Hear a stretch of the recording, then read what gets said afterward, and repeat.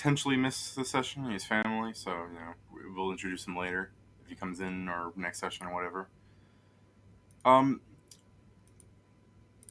the world is a homebrew setting. Just as a preface again, you people are all travelers to Karnegion, or you've lived in Karnegion, or perhaps something else. We'll get to each of your characters in a moment, but the basis is that Karnegion is just a massive city built up upon hundreds of years of trade, culture, and treaties, and it's the largest city in the civilized world.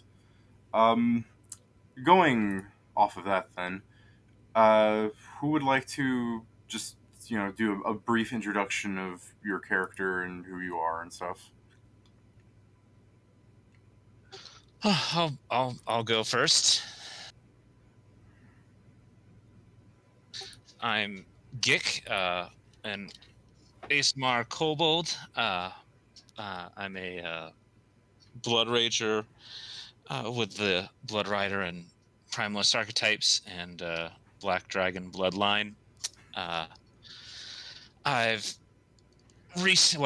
some time ago, I left my clan for reasons and spent quite a bit of time on the road, traveling on my way.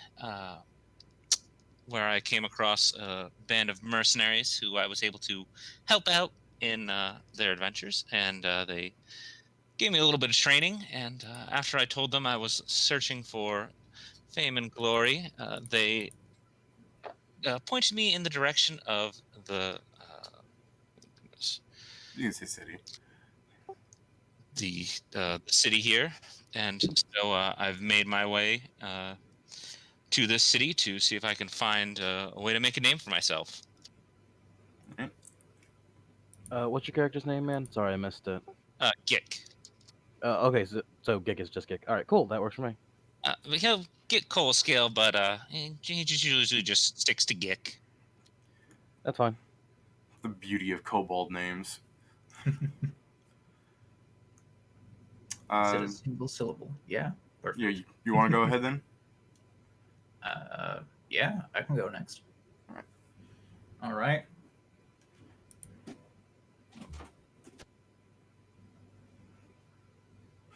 Deep breaths.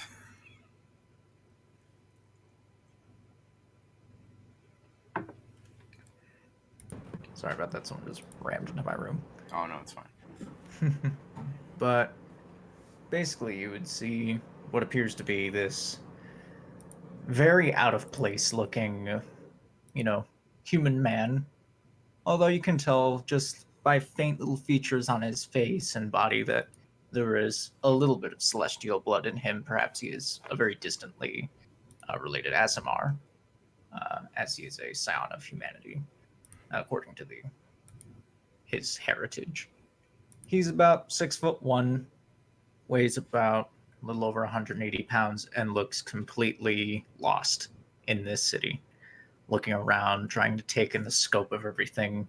He's wearing relatively ornate clothing with what appears to be some clerical vestments just thrown on top of them. He has a holy symbol around his neck that is made of pure silver. And he carries on his side a scimitar, on his back what appears to be a large mallet that he took from possibly a construction site. And he's looking around holding a small map to the town, just like, where the hell am I? Just getting acquainted with everything right now. And, Other than that, if anyone were to ask of his mission, he was sent here by his local clergy to help spread the faith of Saren Ray just a little bit more, as they've been having a loss of followers in this city. Name. yeah, I was gonna say, would you perhaps, so people can put a name to your voice? Oh, yeah. And his name is Siegfried. Where's Siegfried Roy? Albrightson.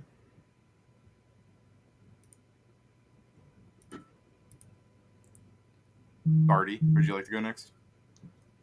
Sure. So Barty is 5'7", 120 pounds, maybe sopping wet. He's an elf. And the air around him seems unnaturally chill. He appears to be looking down on just about everybody around him, and his clothes, which may have at one point been very fine, seem to be in tattered and patched together.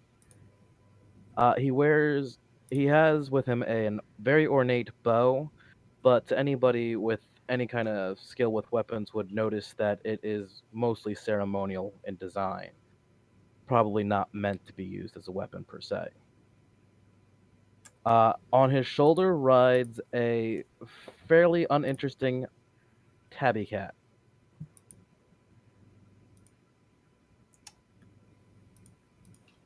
So that's your familiar, because I might have missed that on your sheet. I'm just making sure.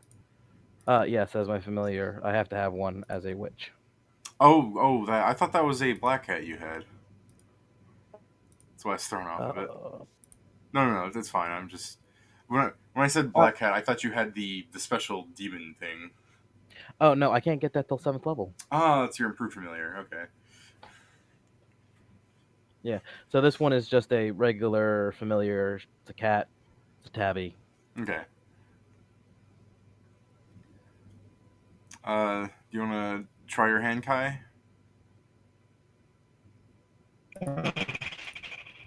It's key. Okay, sorry. Just like a key. Or tear, like a tear. Once I'm crying for my audio equipment. Yeah.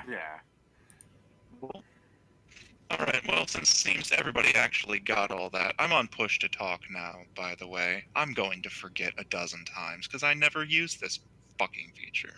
Well, it's coming in beautifully at the moment. Wonderfully.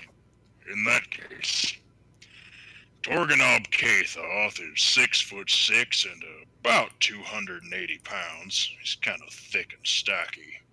Not as strong as you might expect a half-orc to be, though. He's got a sickle at his side. Doesn't seem like it gets much use. There ain't a whole lot of fields of grain inside the city, but it can be used to shear the goats if absolutely necessary, if them shears break. He's got a breastplate, pair of gauntlets that he never, ever seems to take off. Sleeps in them. Right now, it's probably about high noon. He's down at the Temple of Sarenrae, where he's been sheltering for the past several months. Goats to be milked, cheese to be made, booze to be made. Of course, sick to be healed. And manuscripts to copy. But most importantly, the other scribes, they know he's not from around here. They don't know exactly where he's from. He just tells them he was taken from his homeland. And, well, he gets kind of touchy when they pry.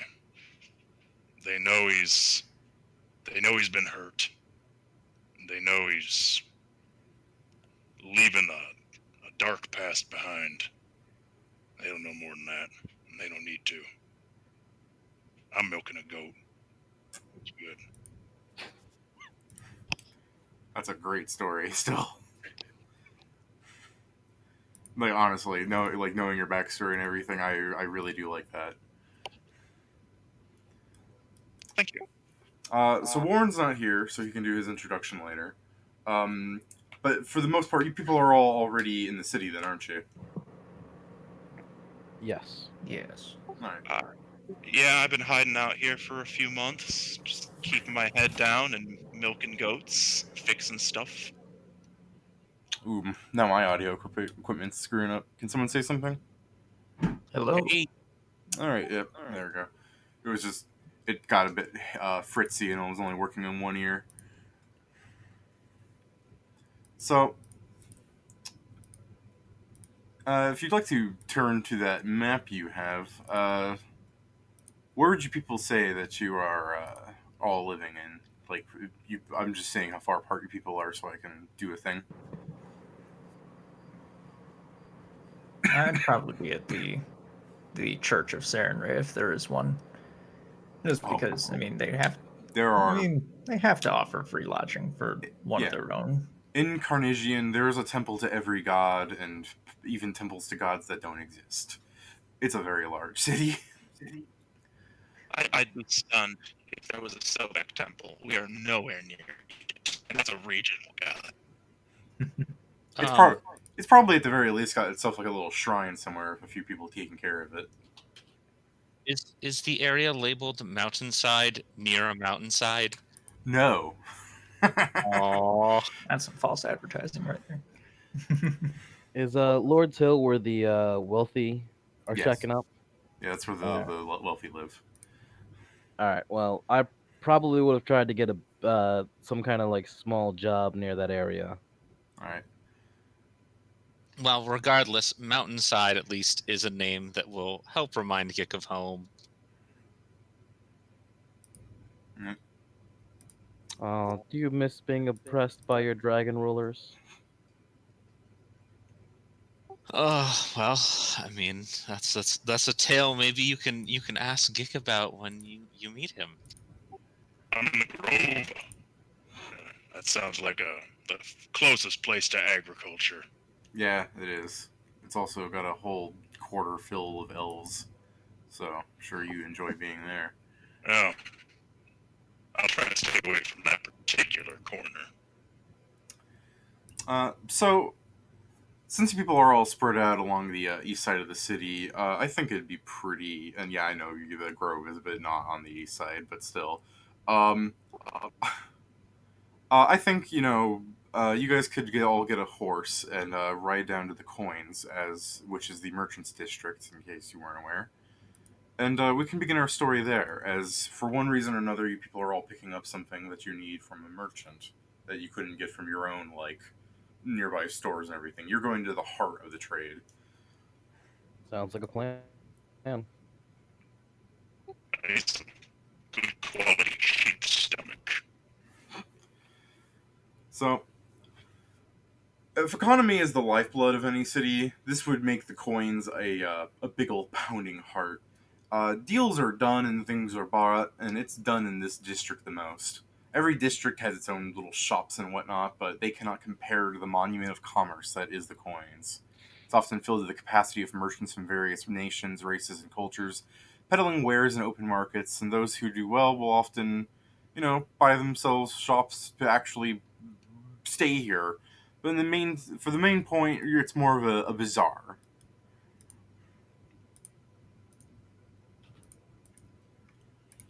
So if you people, all separated for now, could give me a perception, and we'll start doing little things to bring you together. All right.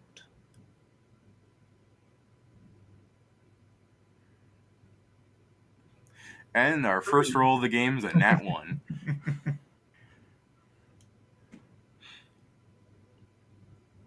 The hell am I again? This map is terrible.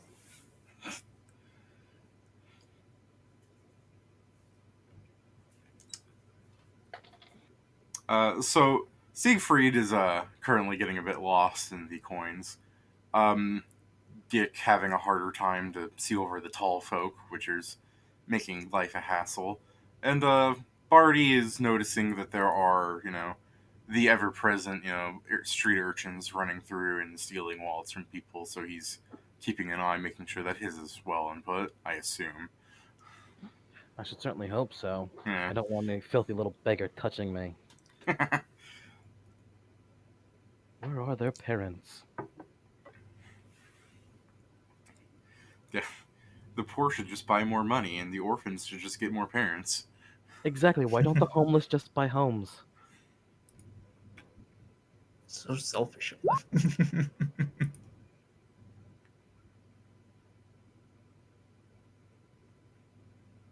Alright.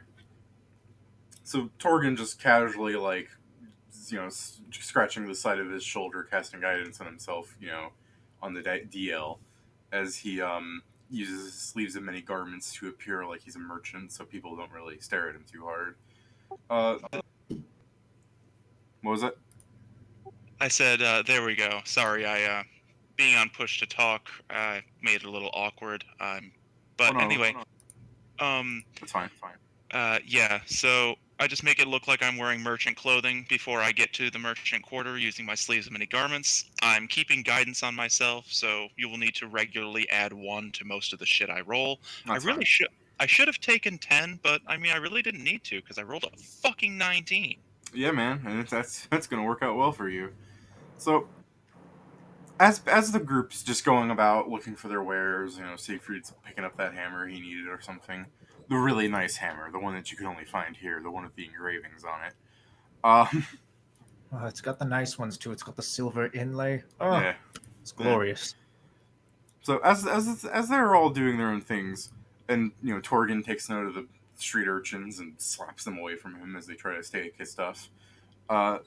You notice a potential problem. I'll tell you what it is, regardless of what you roll here. But if you would like to roll me a local or an Arcana, or both if you got them, and I'll give you more information on it.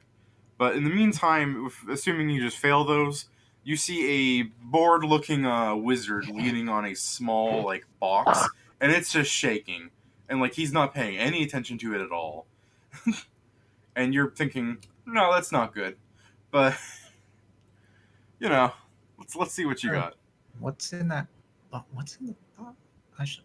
Well, I'll A 10 with guidance. yeah, 10.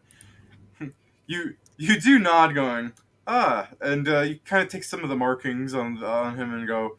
It looks like he belongs to the academy in the Majestic's Rule area where all the magic bullshit happens. And as he's leaning on this box, you see that some of the symbols are magic in nature, but you have no idea what they actually say. You're just like, yeah, those are squiggles. I'm not trained in Arcana yet. Yeah, so I'm my- telling you, a 10 is you can get a 10 on untrained. That is, in fact, the most you can get untrained. Right. So I'll just do a detect magic on it. I'm which just curious. Oh, did I notice this as well? the Barty could have potentially have seen it, though. He's paying more attention to the other hustle and bustle. It's Torgen that got a good number, that he's really noticing that it's shaking, and in the hustle and bustle you might not notice that, but a box with magic stuff on it shaking does not really bode well for anyone, does it? I also have detect magic, so if I am within 60 feet of it, I'm gonna discern the school of magic.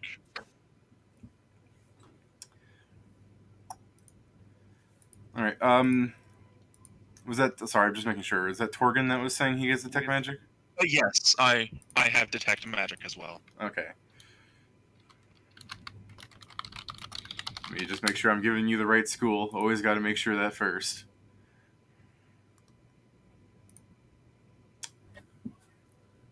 I do believe this counts as conjuration. Oh fuck.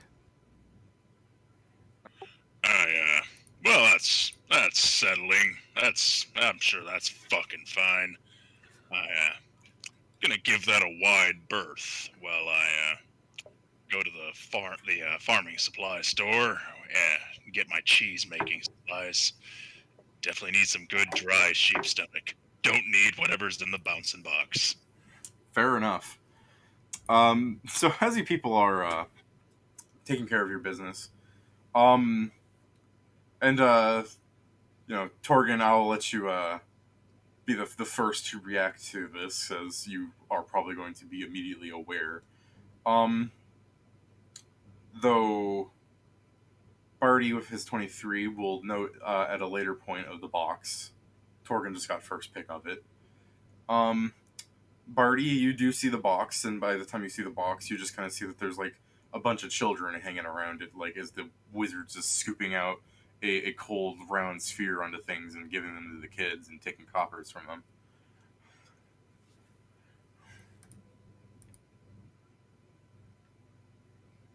You hear, man? Sorry, who were you talking to on that one? You. Oh. So there's a guy giving out ice cream? Yeah. Oh, sweet, I want an ice cream. Fantastic. Um, so, yeah, you go up to the ice cream stand and towering over the children and that halfling that's pretending to be a kid, you see that the box is shaking. No, is it just like a regular box? It's got wheels. It's like a really amateurly made ice cream cart. Oh, But still, generally, you don't hear like for coming from it. Unless those sounds didn't pick up through my mic. Sorry. I'm like, boss, what's up with your cart? Uh, the kid operating it just looks at you, goes, "Hmm, nah, it does that." Carts don't just shake. Or haven't you noticed that?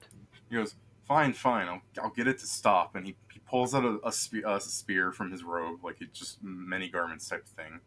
And then he goes and starts jabbing at it, and it starts shaking even more violently. And he's going, "Stop that! You're upsetting the customers." Can I make a knowledge arcana check on that now? Yeah. Go ahead. Now that's fucking. Now that's fucky.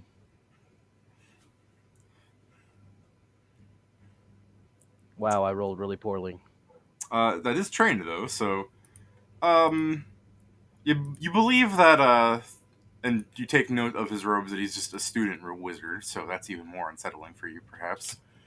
Uh, you do believe that the man running this ice cream cart, coming from the Wizards College, has a bound elemental keeping the frozen confectionery cool, and it is trying to break free, causing the cart to shake. I'm like, that's not good. You should get that to somebody that can actually properly seal it. And this is when he goes, "Nah, it's fine. See?" And as he slaps on the one side of it and the creature goes to break out of it, a small explosion, quote unquote, occurs. And, as you stand up from prone, you see that there's a wizard on the ground a couple of feet away, full of some chill attacks, and a small ice elemental. Fuck.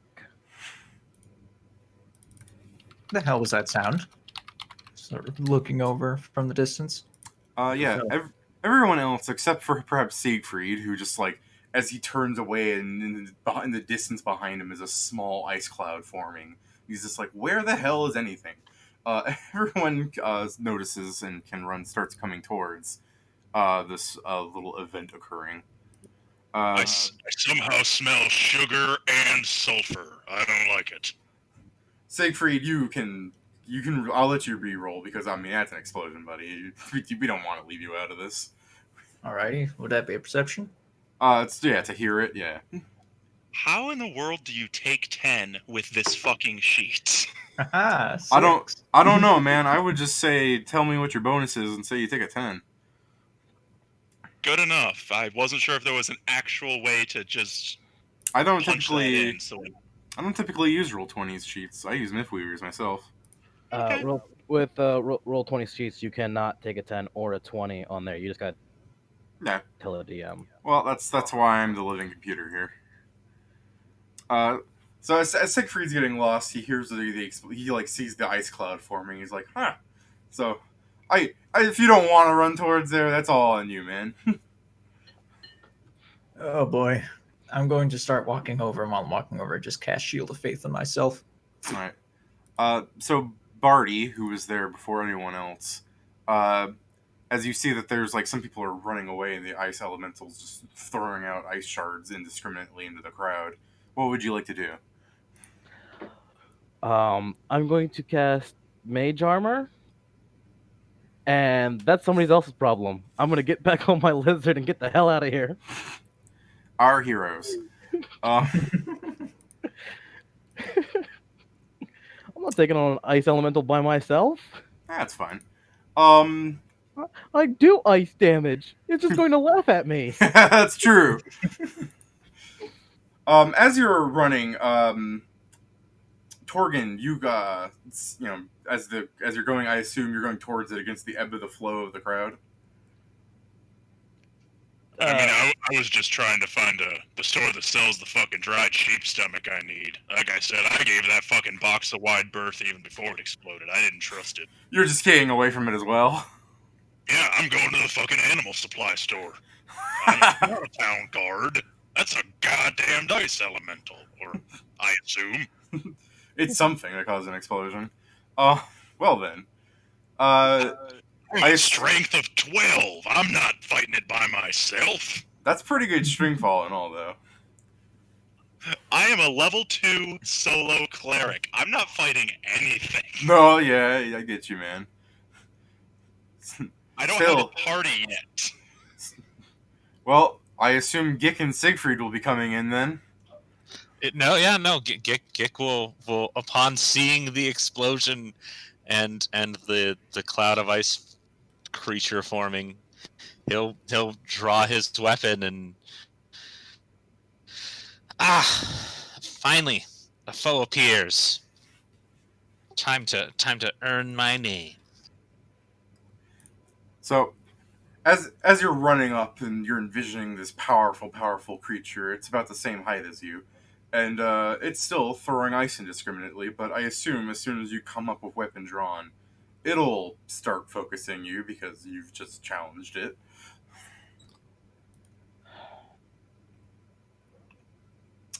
So just a quick, nothing was really flat-footed because it was already just on a rampage, and was kind of just indiscriminately throwing into the crowd, so I'm going to give you the benefit of the doubt and say it didn't hit you, or attempt to yet.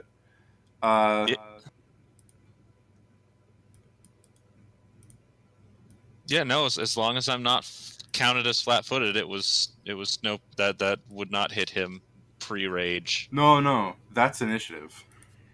Oh, that was okay.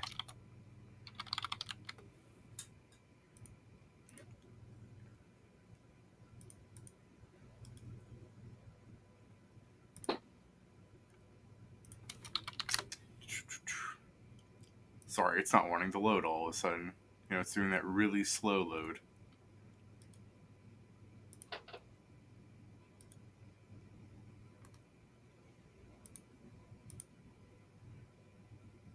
Oh, here, let me just do this.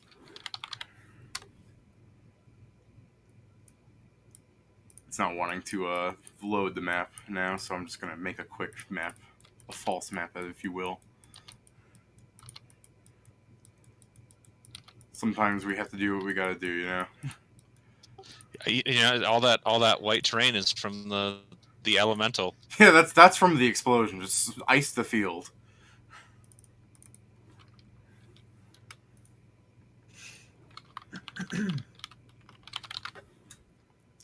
Question: while I was running away, did I notice this little kobold stupidly challenging this ice elemental by himself? You do have a good perception, so yeah. I assume Gick isn't stealthing his way up there.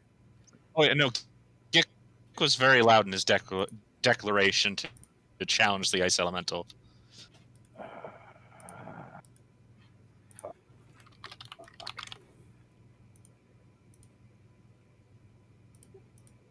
Torgon, seeing a brave sacred warrior challenge the creature, will come to help, but he wasn't about to challenge it.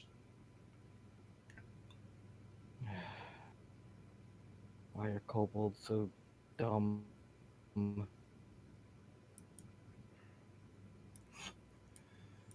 Alright.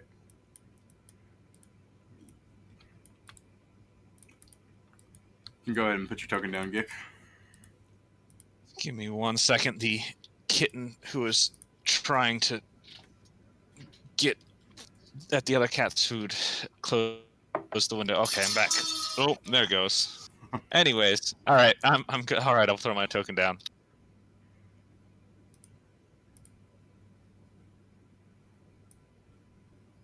Let's give you some space as you were just running into the fight. I Also, will ask. We can just leave you. We know you're small, Gick, so I'll just make it easy on you to move that token. Sorry, go on. I will ask. Where would I appear on this map? I'm guessing like I'm running in from the edge. Yeah, one of the edges. All right.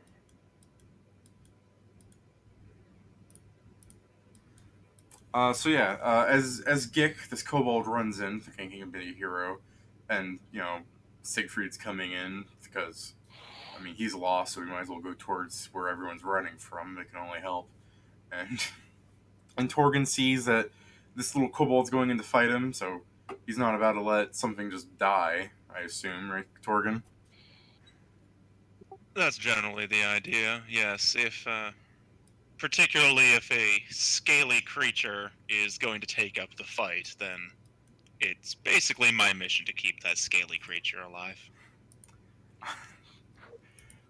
And thus begins the forming of the party. And Barty coming in because as he's I assume as you see people running in towards to fight it, you're not just about to let people or would you just keep running away and we'll introduce you again later? Dumbass kobold. I'm not gonna let the kobold get killed, but I ain't gonna get close to the damn thing. You're like would you like to do a thing where you're not in the initiative but you're there to at every round you toss a heal spell at someone because you're far away but helping? I was just gonna fire a bow at it from 100 feet away. Ah, yeah, that's all good too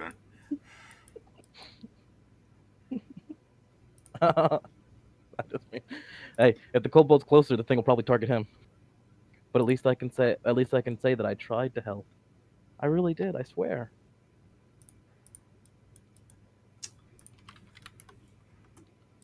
All right, so as that was its initiative, right? I didn't forget. Did I screw that up? No, yeah, it's initiative 16. Yeah. Got that all good. Should I put myself on the field or nah? No, we can still do the thing you said since you're way off the map, right? I don't know how far away it is from it. The end of the map. I guess I am just off the edge of the map. You could just slap your token down if you really want to keep track of it. Otherwise, we can just say you happen every turn since you're way out of. You know what I mean? It's not a big deal. I'll put myself on the field. So, as it let's slap you in the initiative. No problem. As it's turning towards Gick, Torgen is already ready to respond.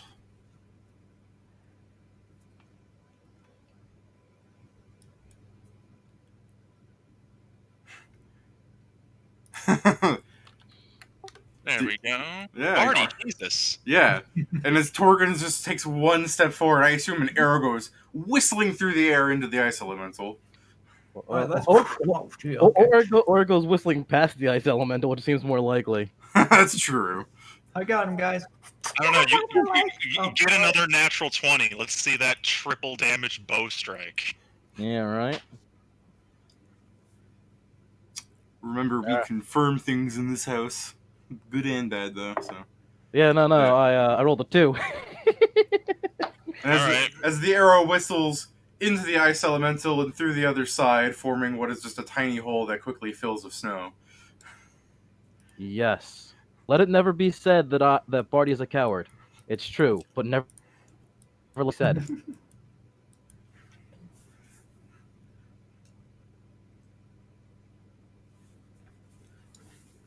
All right, Torgen. All right. Well, I'm a little far back to be of any immediate use, but can't let Kobold friend be. All right.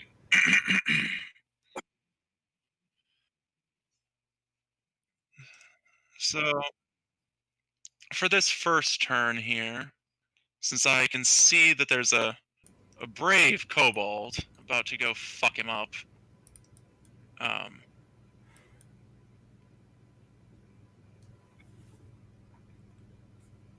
all right, yeah, I'm gonna have to probably change the button I use for push to talk. Discord's not liking that it's the letter X. Huh. But I can move 4 times my speed if I use the run action, which is what I'm gonna have to do to get in range. Otherwise, but that would cost me my AC, and then I wouldn't be able to do anything. So I think I'm gonna just take it easy and double move for 40 feet instead. Yeah, you jog over there.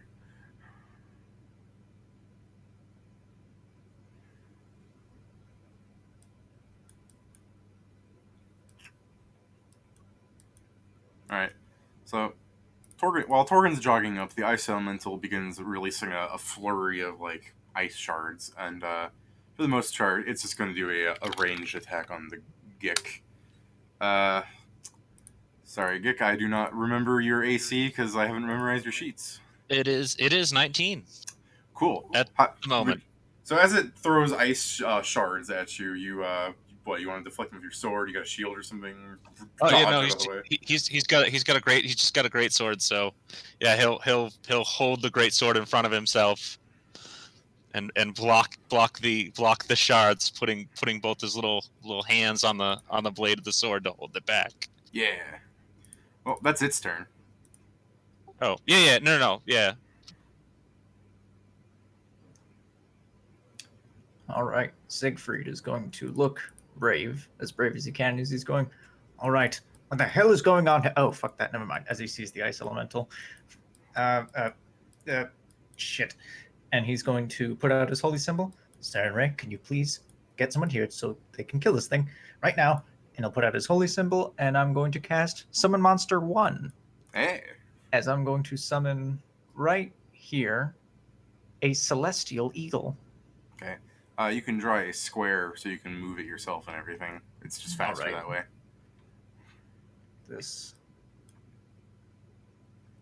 This will be it right here. All right. Ah.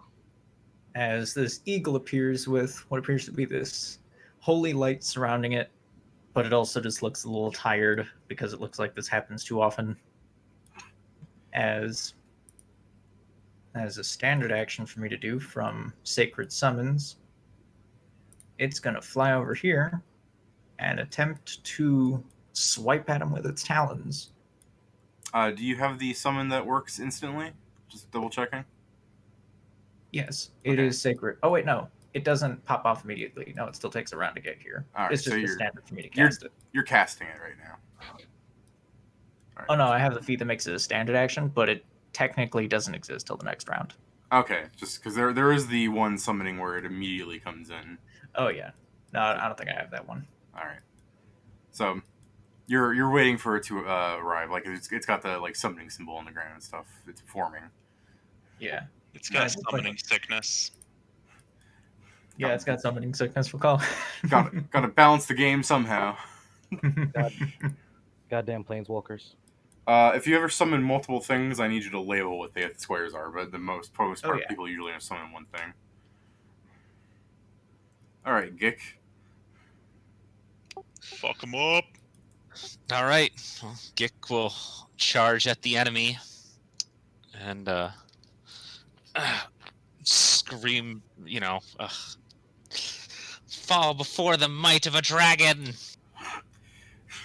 And he'll try the full-on combo of power attack and rage. There's just some merchants hiding in a tent nearby, watching two small-sized creatures fight. They're betting. Yeah, no, it's a charge attack. So No, I mean they're betting on who's gonna win, a little ice elemental or a little lizard. My money's on the lizard. Who can hit on a 6? That does hit, by the way. woot. Right enough as it is, though, as it's the first monster. It's not like it's life or death. I gotta make the ice elemental not feel bad, As Gick will strike it for 18 points of damage Hunga bunga. as he brings his greatsword down with a mighty chop. So, while it seems like your sword slides through the snowy exterior of its body easy enough, and it seems just like it didn't really do anything, you felt some crunching going down in there. Shards of ice fly out of the side of it when your blade cleaves through it.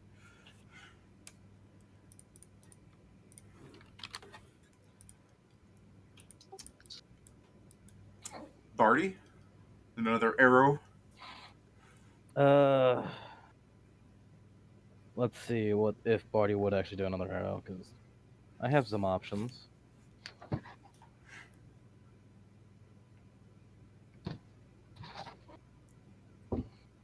Just let me check distances real quick. Another arrow it is. Do you have the you're taking the penalty because of Gick standing there? I didn't. So what's the penalty again? It's like what, -4 or something? Yep. -2. Yeah. Well, then it's an 11. Ouch. Arrows just flying all over. Bye, kids. Oh, they all ran already. Just there's a guy on the ground. He's just like there's an ice shard in the back. He's crawling away like I might make it. An arrow just goes in. Ugh! I'm just saying, commoners give experience. No, I'm just fucking with you. Alright, Torgen's gonna mosey 20 feet and actually try to do something this round. Standing guard behind Gick. He's gonna glare at that ice elemental and give it the stink eye, or as some might call it, the evil eye. But I wouldn't call it the evil eye, because I'm not a witch. Yeah. And I'm going to activate Venomous Stare. Interesting. Would you like to tell us what it does? I'd love to, as soon as my sheet cooperates. So I need any one creature that I can see within 30 feet, which would be in this case the little ass ice elemental. Mhm. I'm going to need him to make a will save of a DC. It's only DC 14 actually. Well, 'Cause that's it's- not too bad. It's got a I mean, it's yeah. You know what? You targeted its worst save, so you're probably good. And yeah, it fails. Okay, well then it's going to take a non-lethal bit of damage to its brain box. One moment while I roll it.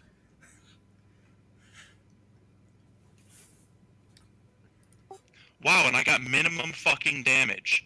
Awesome. Well, I mean, it makes enough sense, you know. I really was hoping that'd be a nice 7, but 2 non-lethal damage to it straight to the brain box, and also, more importantly, it is fascinated with me for 1 round. So as long as it is not attacked, I believe, successfully. Let me see here. The creature stands and sits quietly, taking no actions other than to pay attention to the fascinating effect. It takes a -4 on all skill checks made as reactions, such as perception checks. Any potential new threat allows him a new saving throw. Any obvious threat will break the effect. So it's probably going to be broken when Gick attacks again, but I believe Gick goes after it. So Yeah. if the rest of you fail to actually do anything other than get in position, then it's going to skip its next turn because it's just staring into my eyes. Yep. And fortunately for you, elementals are not immune to that, so it's good on you. So it's just, you know, it lowers its hand where it's been firing all these icicle shards at you, and it's just kind of staring at you, which, you know, might be bad news when it realizes what you did, but hey, it's Siegfried's turn. All right. Once the eagle is summoned, Siegfried's going to point at the ice elemental and say, well, get it, or something. I don't know. And it flies over. Kaka, go ahead and you move it. It will fly over here. Flanking. It's a smart bird. Oh, yeah. It'll see the small kobold, and it's going to attack this little ice elemental in flanking. Fascination breaks. Yeah, but that was bound to happen. It did its job. It did the job. Welcome back, Alright. party. So one of its talons. That's a +3, right? Yeah. Hell. Come on. That's a 16 to hit. Oh, 18. 18 to hit hits. All right. That'll deal a grand total of 3 damage. As it's going to just start to claw it in the back. All we have to do is drop it to 2 hit points and it'll fall unconscious. Yeah, it's even better. As you claw into the ice elemental, seems like there's like lots of snow in the way, and you like chip it into the like ice in the center of its body. Meanwhile, Siegfried is going to. Oh yeah, sorry. Go ahead, man. Oh yeah. Ignore me Going changing the to- initiative. Oh no, it's all right. He's going to walk up over here, and he's going to say to himself, "Oh, he's going to say to the kobold, all right, you got this. Just keep doing what you're doing, and I'm going to cast Bless." Oh wait, no, never mind. I'm not close enough. Right, me. I was gonna say, Actually, I am close enough. Oh, It's a 50-foot burst. look at you. So Hey. you'll get a +1 morale bonus to your attack rolls and +1 versus fear effects. But really, it's that +1 that's going to be so nice. Sweet. +1 attack at level 2 is +1 attack. That's like a 10% increase to accuracy. All right, my friend, you got this. Saren Ray, bless you, and all that. Oh, I'm bad at this. You really are. I just wish Gik hated Saren Ray so he could be like, no, thank you. I'd rather not. Go on, Gik, you're even more accurate.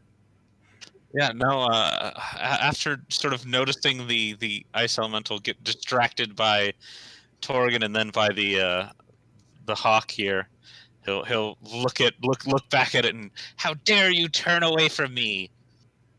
And he'll take another swing as he feels his own divine dragon power surging from the bless. Yeah, he's going to attribute it to his own abilities. +3, 1 for bless, 2 for flank. Kick its ass, baby.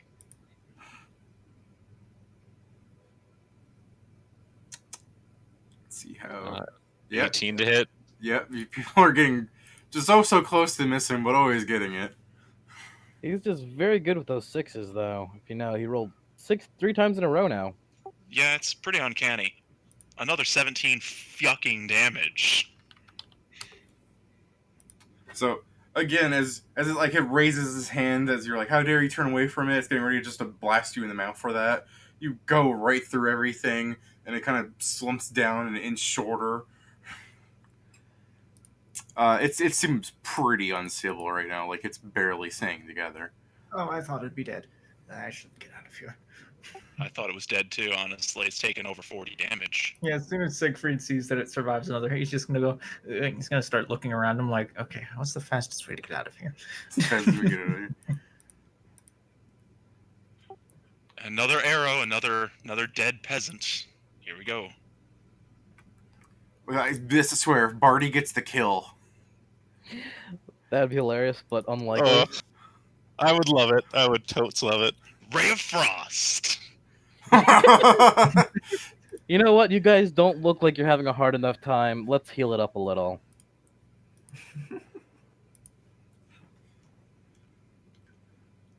I've just got fingers crossed. I want Barty to hit it now. Hey, it doesn't work. That doesn't take into account the minus. Yeah. That's not the. You don't have precise shot. You're never gonna hit with any of your ranged shit. You know what? I'm perfectly okay with that. Now, this doesn't actually happen because the fight's almost over just for humor. It's just like, just as it's about to hit the ice elemental, the bird flies into Claude and takes an arrow. Oh, God damn it! So, yeah, No, sorry for the... We need that bird. That's a flanking buddy. No, I'm saying the fight's almost over. It's not taking real damage. It's for a joke. But Torgan, I think, could be able to get the last hit in then, yeah? Maybe. Let me see. I could technically flank with the bird, because I'd be going through its square from center to center. So... It's a small-sized creature, so no. Oh, small size? Well, then never mind. I'm not going to hit with my fucking +3 from my non-magical sickle. Jesus. Yeah. I'll target your weak save again. And they just preemptively roll for you. Here Yeah. you go. There you go, Okay. friend. Alright, cool. And how about some of this here? 7 Yeah. non-lethal damage. So as the thing's like trying to like form it together again, as it's like ice shards are slowly sliding back into it, you stare at it and it looks at you and it just kind of goes, and it just the head part of it just goes, and just ice everywhere and the body falls over. That was some very graphic, non-lethal damage. Wow. It's an ice elemental. It's fine. Yeah. That thing's still alive. Just so everybody knows, it's just sleeping. Uh, Yeah, that thing's still alive. Ice is slowly like scooching back into its body. So yeah, I think people realize. It's gonna be asleep for a while. You got time to put it back in its containment. How the hell did an ice elemental get here? Back over here, I remind you, there is a wizard that has some ice shards in his body on the ground. That makes sense. They were containing it within an ice cream cart. I better heal the wizard who is responsible for this fucking thing. Is it the same? Is it the same little intern guy? Yeah. Yeah, he's not going to be of much help. Well, supposedly he should have a mentor or something who can get over here, or are we just gonna kill the defenseless thing? He says, looking at the kobold. I didn't say kill the wizard. I was talking about the elemental. Nobody said kill the wizard. Guards, nobody said kill the wizard. Nobody's. Why It's a not little just counterintuitive. Why not just kill the elemental? All that happens is it goes back to its plane of existence and leaves ours. Is that how that works? Yeah, if it was summoned, if it came here from a natural portal, I think it just dies, but I don't know for sure. Can I do a knowledge planes to see if I know that? Yeah. I would also like to attempt a knowledge planes. Wow, that was a horrible roll. Fortunately, he got the 15, and you can go ahead and see if you want to get like the 17 check or something if you think you can do better. All right. But Yeah, you don't. Exactly. Didn't even guide yourself. Foolish.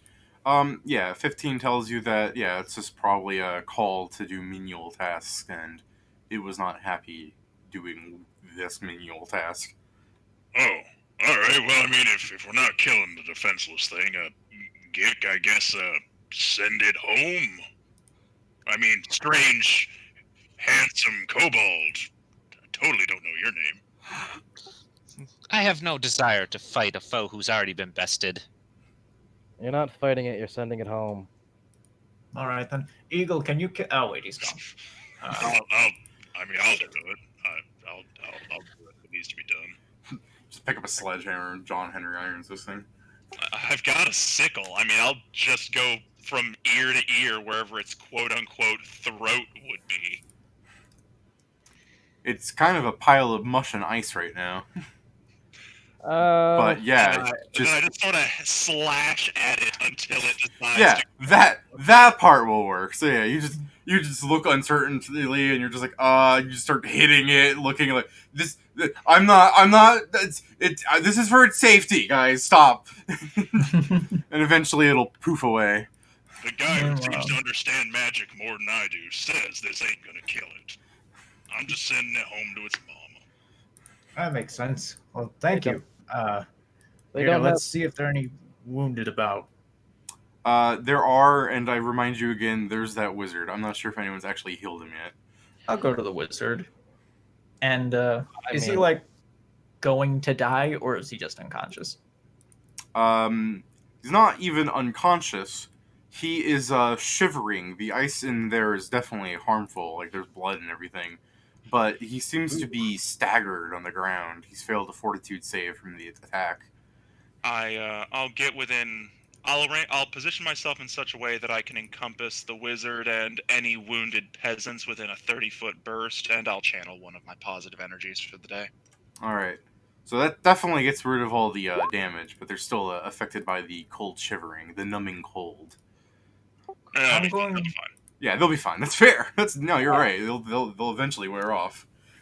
Is there any chance of me recovering any of those arrows that I shot? Yeah, you can roll a D100, like a 50% chance of getting them back. I'll make a heal check without my heal. Just to like pick the ice shards out of him. So just my check -2.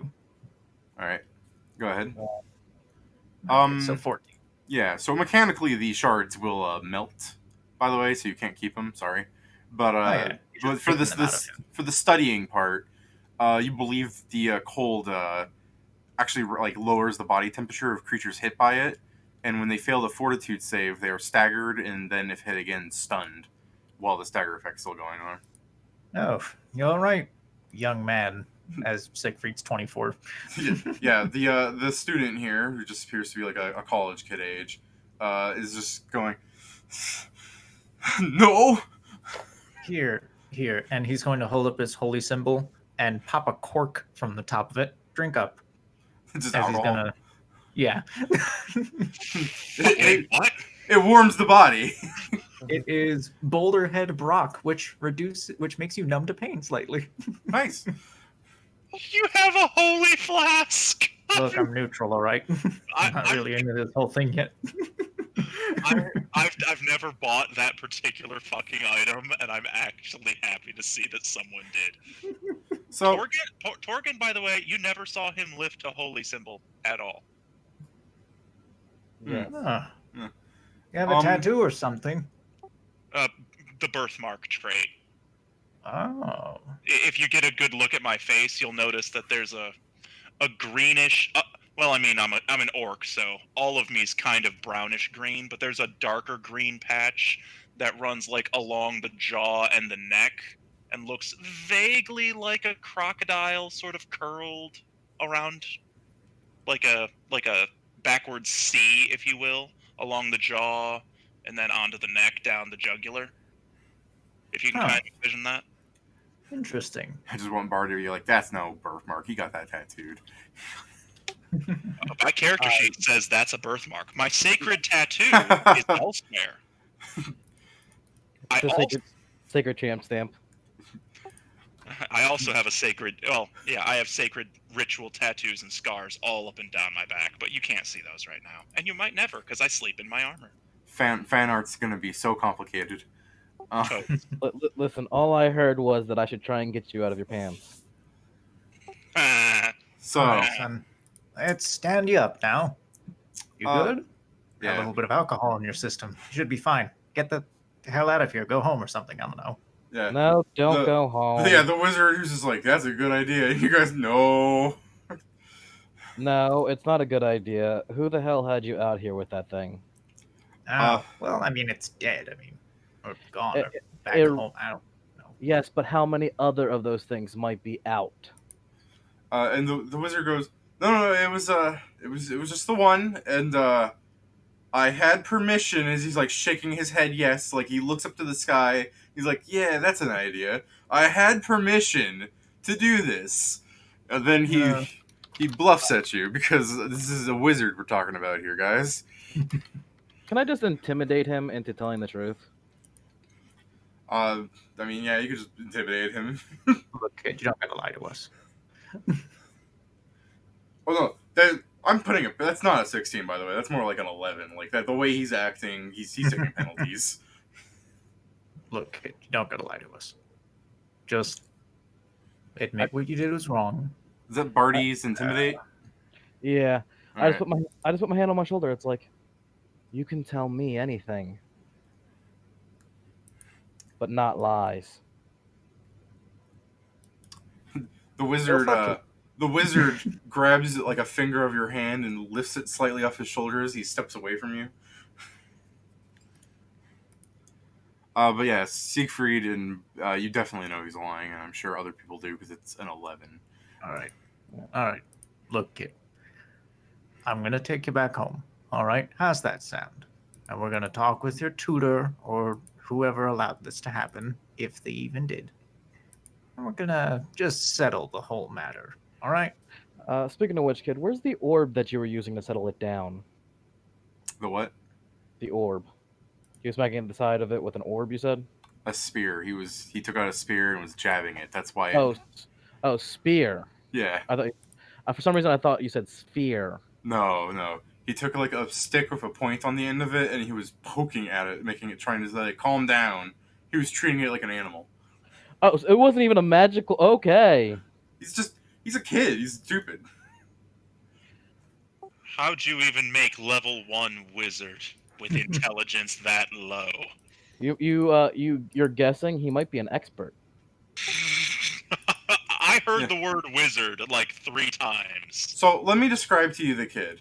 He's a young string bean college kid looking guy. He's got a bit of like a scuffle of like beard and mustache. Like he's grown maybe a whole 7 hairs, and he has salad robes, or just to say he has really green robes, and he has the traditional wizard's pointy hat. On it is a little gold rim with a bifocal attached to it with some like weird mechanical apparatuses that assumingly could stretch down from the hat to his eye, but he's not doing that right now. So yeah, when I describe him as a wizard, you think he's a wizard, yeah? Yeah. So who's your teacher, man? He's going, no, I know this. I'll get in trouble if I answer this. I know you'll get in trouble the moment one of these peasants screams guard. You'll get in trouble the moment you don't answer it. Yeah, with the intimidate, he goes, you raise good points. He goes, I am the assistant to the great Magistix herself, and let me give you the bluff right there. I'm gonna need him to make a wisdom saving throw. I just look at him like, I kick me in the teeth is what I heard. Do you want me to actually roll his will for you? Yes. He actually saves. He barely saves. Now, gentlemen, I understand you want every piece of this boy right now, but you see there are guards nearby and we could get in trouble. So we should just be peaceable about this. Oh, you're absolutely and what right. I'm going to do We should give him to what? We should definitely give him to the guards. You're absolutely correct. Of course. I'm going to snatch this kid by the ear and just start to lift him up slightly by the ear. Okay. So here's what we're going to do. We're going to take you to the guards, and we're going to get this all sorted. All right? Come on. I kind of want to fight you on this, but like I don't think you like you're CMD pro. Like CMB versus CMD, you're probably gonna win. So don't, you know what I mean? I'll just start to drag him on over. I've got 3 more uses of Venomous Stare. He's unlikely to save against them all. I can scramble his brains if you need. You can't save against them all. No, I'm not saying like I'm not letting you. I'm saying that he would fight back against you pulling his ear. Like he'd be like, "What the hell, man? Get off of me!" But you know, if he starts acid orbing you guys, it's not going to go well for him. He's that smart. And I'll try and find some guards. And on the way, I'm going to also grab my holy symbol, tap it with my thumb a little bit. So I'm going to use Touch of Glory on myself to make myself look a little bit more handsome. Find some guards you do, because as you venture out, maybe like half a minute from like the clearing and everything, you see there's like a dozen guards coming in. Like they're trying to like, as the crowd's moving in, they're trying to get through the crowd through like the wave of people. They're like, stand aside, get out of the way, you know? Guardsman, here is your perpetrator. He is the one who so terribly mishandled an ice elemental, if you can believe it. And I push him forward to them. Of course, there's nothing to worry about. I handled the beast aptly. Yes. I sure With didn't. these fine people here, and with the help of the good lady Sarenrae, praise be unto her, we were able to take care of the beast. All right. As the guards are looking about and everything, and they're taking in your story, they just look like knights for the most part, wearing some city colors, which is, you know, blue, I'm red, really making brown. sure people heard the Sarenrae bit. Yeah. One of the guards takes off his helmet, and you see a tanned man with some scarring on his face and short hair and beard and everything. Looks very, very prim and proper looking. And you know, he looks down, and you can see from the side of his sword as he like kneels down to the kid you threw on the ground. You can see his sword has a holy symbol of Iomade like jangling off of the side of the hilt. Fucking paladins. Yeah. And we'll go, is that true, boy? And the wizard will now try and throw you under the bus again. You just tried to lie to a paladin. That's awesome. Yeah, it's awesome. God, I wish it was a Hell Knight. They could detect lies instead of detect evil. Well, they also get detect chaos too. Yes, they do. I will now cast Detect Bullshit. Yeah. I smell bullshit. And if you guys like, you could give me a local on who this guy is, because he is somewhat important. Could I do a nobility? The only person who's trained in knowledge local isn't here. Knowledge nobility, that might work. Nobility works. Yeah, he's a knight. 17. So nobility tells you less about his job as a watchman and more about him. I didn't even get a 10. Just so you know, but You know all about his family line and his beautiful wife. well, no, it's as opposed to saying like how he operates as a watchman and everything. You know more that like he's a Grimlow is a low-ranking paladin, but a high he's been knighted and everything. So you know, in times of crisis, he's actually supposed to like raise money for armies and stuff. So he is important, but he's like a very low-ranking nobleman. You know what I mean? Oh, yes. Yeah, knights are generally petty nobility. He's got a lot of local prestige, but not tremendous authority. Yeah, it's more like you don't really know how he operates as a watchman of nobility because he doesn't like people when he's acting as a noble and attending events. He doesn't really talk about that so much. People aren't interested in what he does with peasantry. But the fact that he is of low nobility is enough that you can get some information from him that like you can assume how he's going to act. Because as he squints his eyes, he goes, and he looks at them and goes, well, this kid's obviously lying, so arrest him. And to be safe, arrest them as well. Oh. Can somebody stable my gecko? Yeah. Appreciate it. Wait, I'm sorry, what? As like he hears that last bit, like, yeah, wait. So as some knights begin surrounding you, and Whoa. yeah, I Go on. was just the person who handed him in. I did no wrong. In fact, I actually even assisted in taking down the threat. Dude, they're arresting us not to put us in jail right away, but they need to corroborate the story and make sure that, make sure that we aren't part of the problem. And once they figured out that we aren't, they'll let us go. There's no reason to fight this. Well, I like the idea of you describing that as they're handcuffing you and pushing you away. I mean, like, I'm going willingly. Yeah, they're not really going. pushing. Oh, damn it, you're right. Okay, fine. I just So- put my wrists out. How about you, Targon? You gonna fight this? Torgon, sorry. I mean, I find it rather unprofessional, and I will be complaining to his superiors. But Yeah, you can. I will join you on that. Yeah. I'm not Written. exactly in a position to fight off a dozen knights. Yeah. Would you guys like to speak to the manager? Yeah. Yes, I would like to. We Yeah. will. I will most certainly be diplomatizing the manager. Yeah. Grimlow's checking a pocket watch as he just goes, yes, feel free to take it up with him, and he closes Yeah, it. where's our barrister? Technically, The knights are trying to cuff Gick, but you're a small-sized creature, and they don't really have things on hand, like at the ready for this. Oh, Gick will look at them and I understand you may fear my power, but worry not. I use it for good. And of course, such chains cannot hold me, but I will go peacefully. And then the knights look at each other and goes, so you want to just pick them up? And they're like, yeah, right. And they grapple you by the neck and start carrying you away. Oh, come on. You have to support his back or something. It's how you carry like a cat or something. I'm just going off of what I know. The lizard mount they have under their arms, like they're actually carrying it better than the lizard.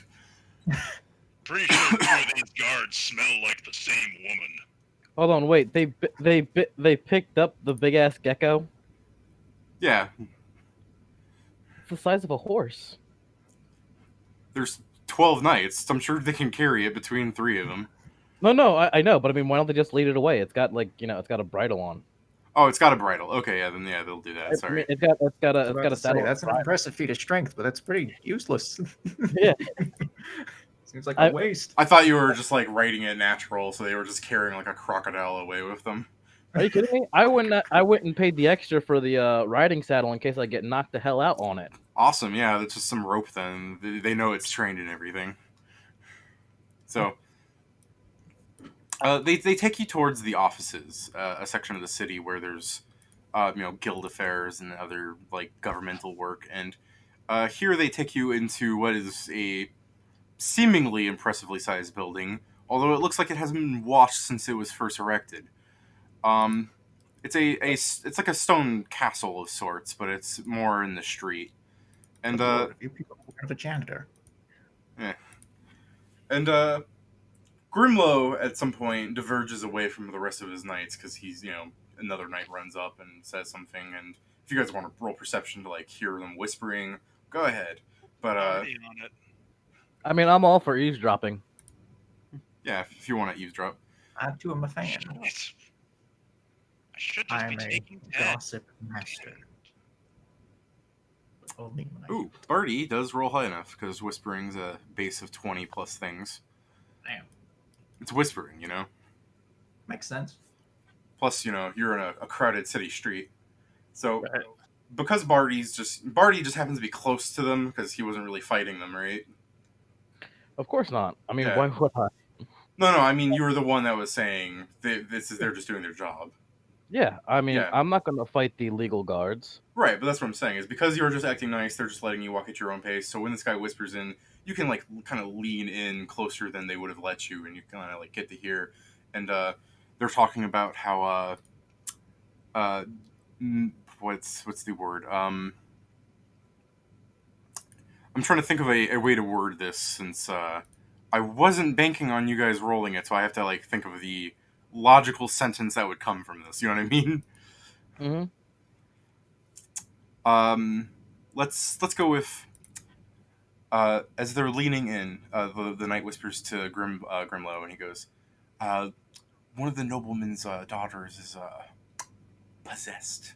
And Grimlow is going, "You mean like she has the vapors?" And he goes, "No, like a spirit of ill intent has entered her body." And Grimlow goes, "Yeah, all right."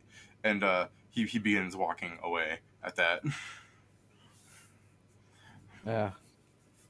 So What the hell are they saying? So I'm guessing she went out on the town and got drunk.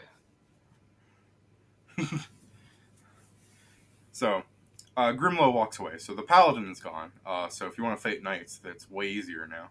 But yeah, assuming you just let them take you, you go into this old palace-looking building, and they put you in jail cells, and they take off your cuffs, and they hand you the lizard. Like, they just let the lizard walk in with the kobold. Did they take our weapons or? No. Yeah. Okay. So yeah, we're only technically under arrest, guys. See. Well, I mean, that's fair, but I mean, ugh. It's still bullshit. I mean, they could have tried to at least perform a goddamn cursory examination on the scene. I know. They It's didn't ridiculous. have one fucking witness. I will have all their badges. What witnesses? There were I'll none. join you with that. There were dozens. It was a crowded fucking marketplace. They ran the hell away. The Not wizard... all of them. The wizard He's who gonna is look on bad the on that far track. end of the jail cells away from you all is going, "I agree.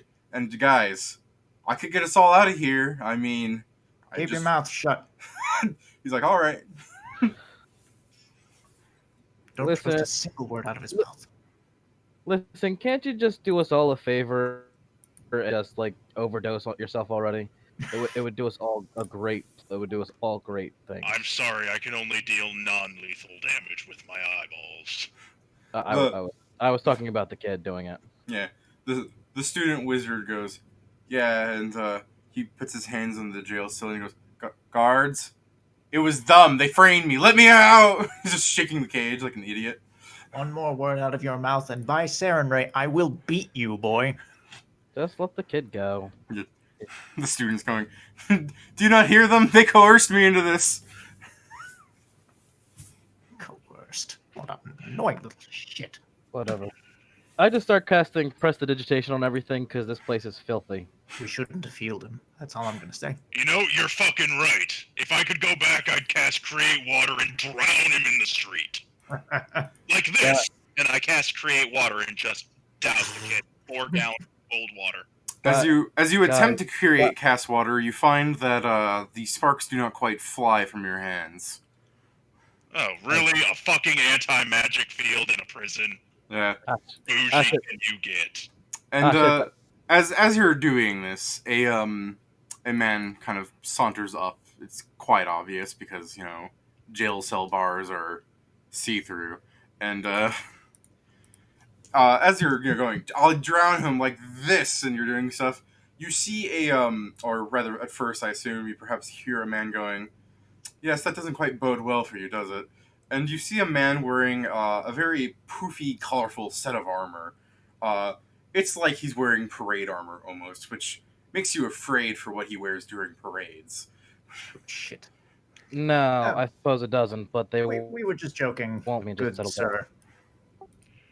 Mostly. You'll notice I said, I wish I had. Here you go.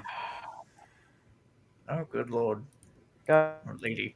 Guys, if you all just settle down, this will all be shortly. Yeah, I know. It's just I've been in this situation a couple times. I don't like it. But it's a pleasure to meet you, sir. I'm Barty Holderson. He looks down at the. You assume you're extending a hand through the bar. No, Oh. Okay, so you just. he does not. He does not seem to be the type that touches people. I agree, because even as you're like, I'm Barty Hardison, he still looks down at you disdainfully. I'll make a knowledge nobility check on this guy. All right. 23. You know him as Captain Cosmo. Even as nobility, he likes the name Captain. He is the captain of the city's day watch. He has a disdain for the non-human races, even like culturally acceptable ones like elves and dwarves. He feels are lesser than humans. Ah, Captain Cosmo. It is a pleasure to finally make your acquaintance. As you can see, we've been wrongfully imprisoned right now, and if we could just be let go soon, I would very much appreciate that. And I should probably add, he probably doesn't like you either just because you're in a jail cell. Mm-hmm. By he nature could of like being. I don't like him because his cologne smells cheap. Hey, Guys, my cologne doesn't smell that bad. Oh, you're talking about okay. Yeah, Cosmo. Talking please about tell me. Yeah. You didn't say that out loud, did you? No. No, it's just his thoughts. You should perhaps do the voice for your in character, so we don't get confused with your inner thoughts. Oops. It's all good. So he takes his bardiche and he's just kind of like clanging it against the bars, making a sound. He's going, "So I heard you people tried to attack the city with a giant ice elemental?" No, No. you heard lies. Get someone in here who's qualified to cast Zone of Truth and Okay. make yourself useful. Yeah, guys, settle down. There's no need to be attacking the man. Noblemen, don't piss him off. We could get in trouble. And the captain goes, "You'd be wise to listen to your friends, orc." Just bite your tongue. Just bite your tongue. It'll be over soon. My friend, Captain, good sir.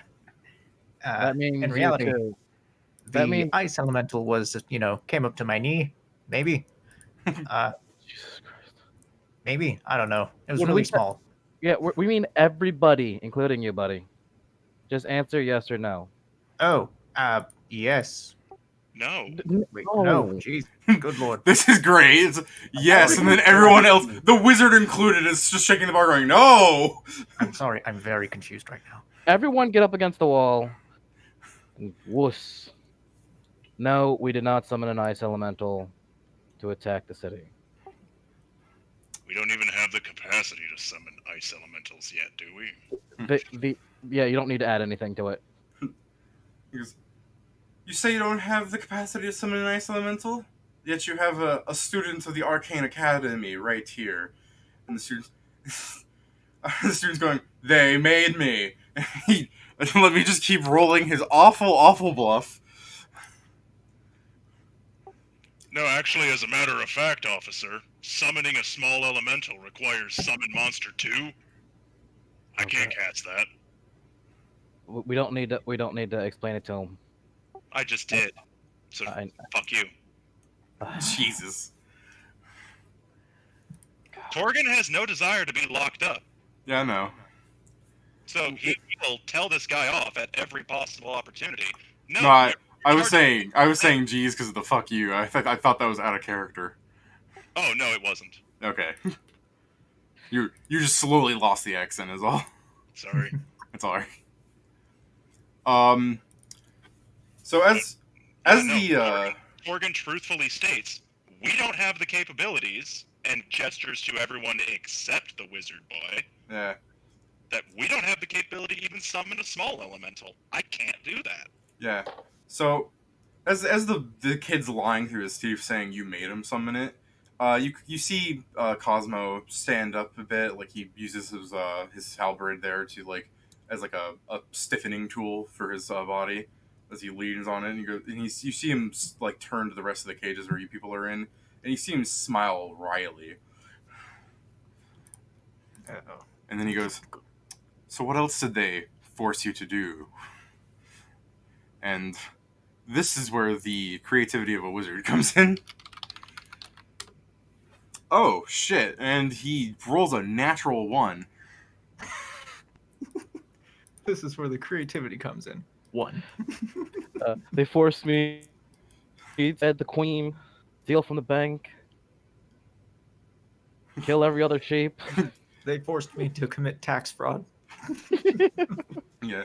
So as the kid's lying, and you see this guy is going to use the lies as a truth for his own gain to punish people because he's a dickhole.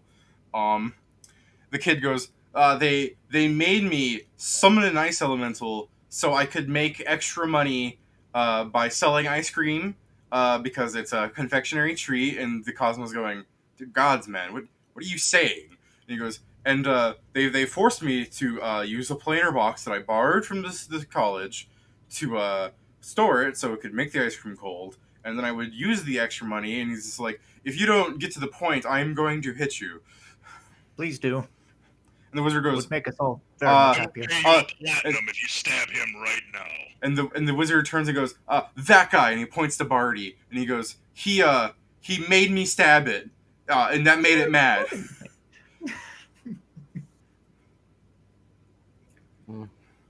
Sounds like he just doesn't want to rat out his teachers in the college. Or the other You- students that helped him. As soon as you say that, could you give me a diplomacy in addition to that? Because that's a nice hot topic. I would like to assist in the diplomacy. Woo, +2. Hey, man. Shit. So add 2 to that, and I assist you for +2. I already added the 2. That is the +2. Oh.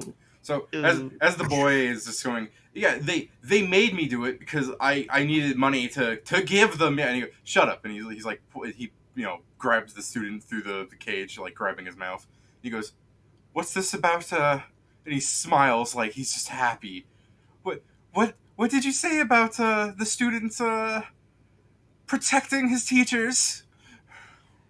I said it's clear that his teachers put him down this path. Or perhaps even other students in the college. Or he stole from the college. He might not even be a student at the college. He might have just stolen that outfit from there. And He you might see- just be an ass. Which seems all the more likely since I'm certain any college of this city is an upstanding institution. And as you start defending the college, he kind of like loses his smile and he goes, yes, I do believe you people are falsely imprisoned here. It's clearly, it's like almost straddling the kid as he's saying this. It's clearly the school's fault here. Of course, you would know better than us. Yes, completely. And Perhaps somebody should investigate that school for corruption.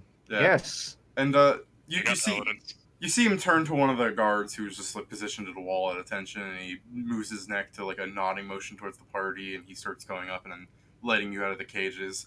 And as the guard's directing everybody out, the last thing you really hear from him is opening the kid's cage, going in and goes, with his like barehanded, you can see him going, grabbing the kid and going, "So, what can you tell me about the university?" And, the door closes on you guys. Oh my So- God. You know, I feel good that he's going to get his ass beat, but I also feel kind of bad because know. I think it's going to be pretty severe. Yeah, I could not care less. That guy got me locked up. I mean, that's I- fair. That's fair. I'm upset that I'm not going to get to watch. Just no, get on the orc's shoulders and watch through the window. I don't care. I'm not that interested. The next time I have a bleeding heart moment and decide to heal a guy who put us in mortal peril, I'll freeze it for you. just tell me, just remind me of the bizarre incident, and I'll just drown the fucker. Sure. I mean, if we ever see each other again, straight up, I'm Torgan. Thanks for the assist. Good job out there. Oh, I think we all did a good job. That's That was specifically toward Kick. this is how you meet your best friends, is when you hear a guy, just remind me next time and I'll kill him. Oh, by the way, name's Dave. That's an orc for you. Don't ever let me inconvenience myself with niceties again. I'm Torgan. I will be happy to freeze your heart for you. So, it's getting late out in the city. So Yeah, I still gotta get that fucking sheep stomach and get back to the temple, and maybe if I'm lucky, I can find some good food in the trash on the way back. Wasted good buck on that boy. I need to get some more. I am going to let you guys do whatever you're doing. I'm going to get myself a place to sleep for the night and a meal. And I gotta go. And I have to talk. I have to get my gecko from the stables. And If you're looking for a place to sleep, we do have rooms over at the Temple of Sarenrae. We also have some pamphlets if you'd like some. Wait, sorry, which temple of Sarenrae? Torgan just blinks and turns his head. Oh, it's the one down the road. It's right by the big fountain. It has the Which angel on district? the front. Which district? You just described like 4 buildings.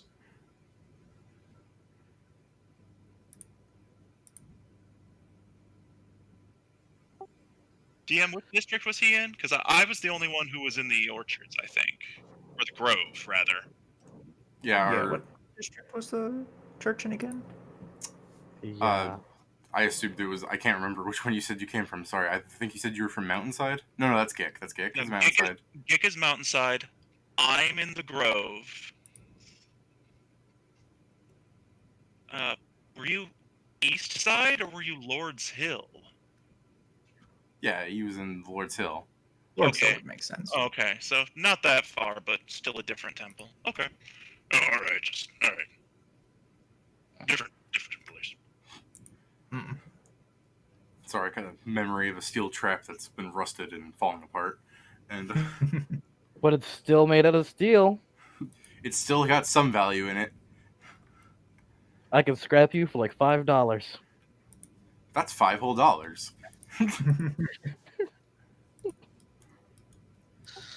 Well, I think you all assisted me quite well, and I'd gladly buy you all a drink. I'm Gick, if you hadn't realized yet. Pleased to meet you. Nice to meet you, Gick. Hmm. What's your name, my dwarven compatriot? Dwarves? Who the fuck's a dwarf? Oh, Barty. What's your race? Barty is an elf, and you're not talking. Yeah, I'm an elf, man. And you, my elven compatriot. I'm sorry, I got hit really hard by that icicle spear. Yeah. I just assumed that he was talking to somebody else because, or maybe he was making fun of my height, since I'm probably the second shortest person No. here besides the kobold. And what about you, my dwarven compatriot? You're staring at one of the city guards. He's like, "Oh no, I just escorted you out." You're like, "Oh yeah. I mean." You, elven compatriot. What is your name? Barty. Barty. Well, for all of you, my name is Siegfried. It's nice to meet you. As you're standing out there, the guard goes, "So I clock off in like an hour. Are we gonna go to that bar?"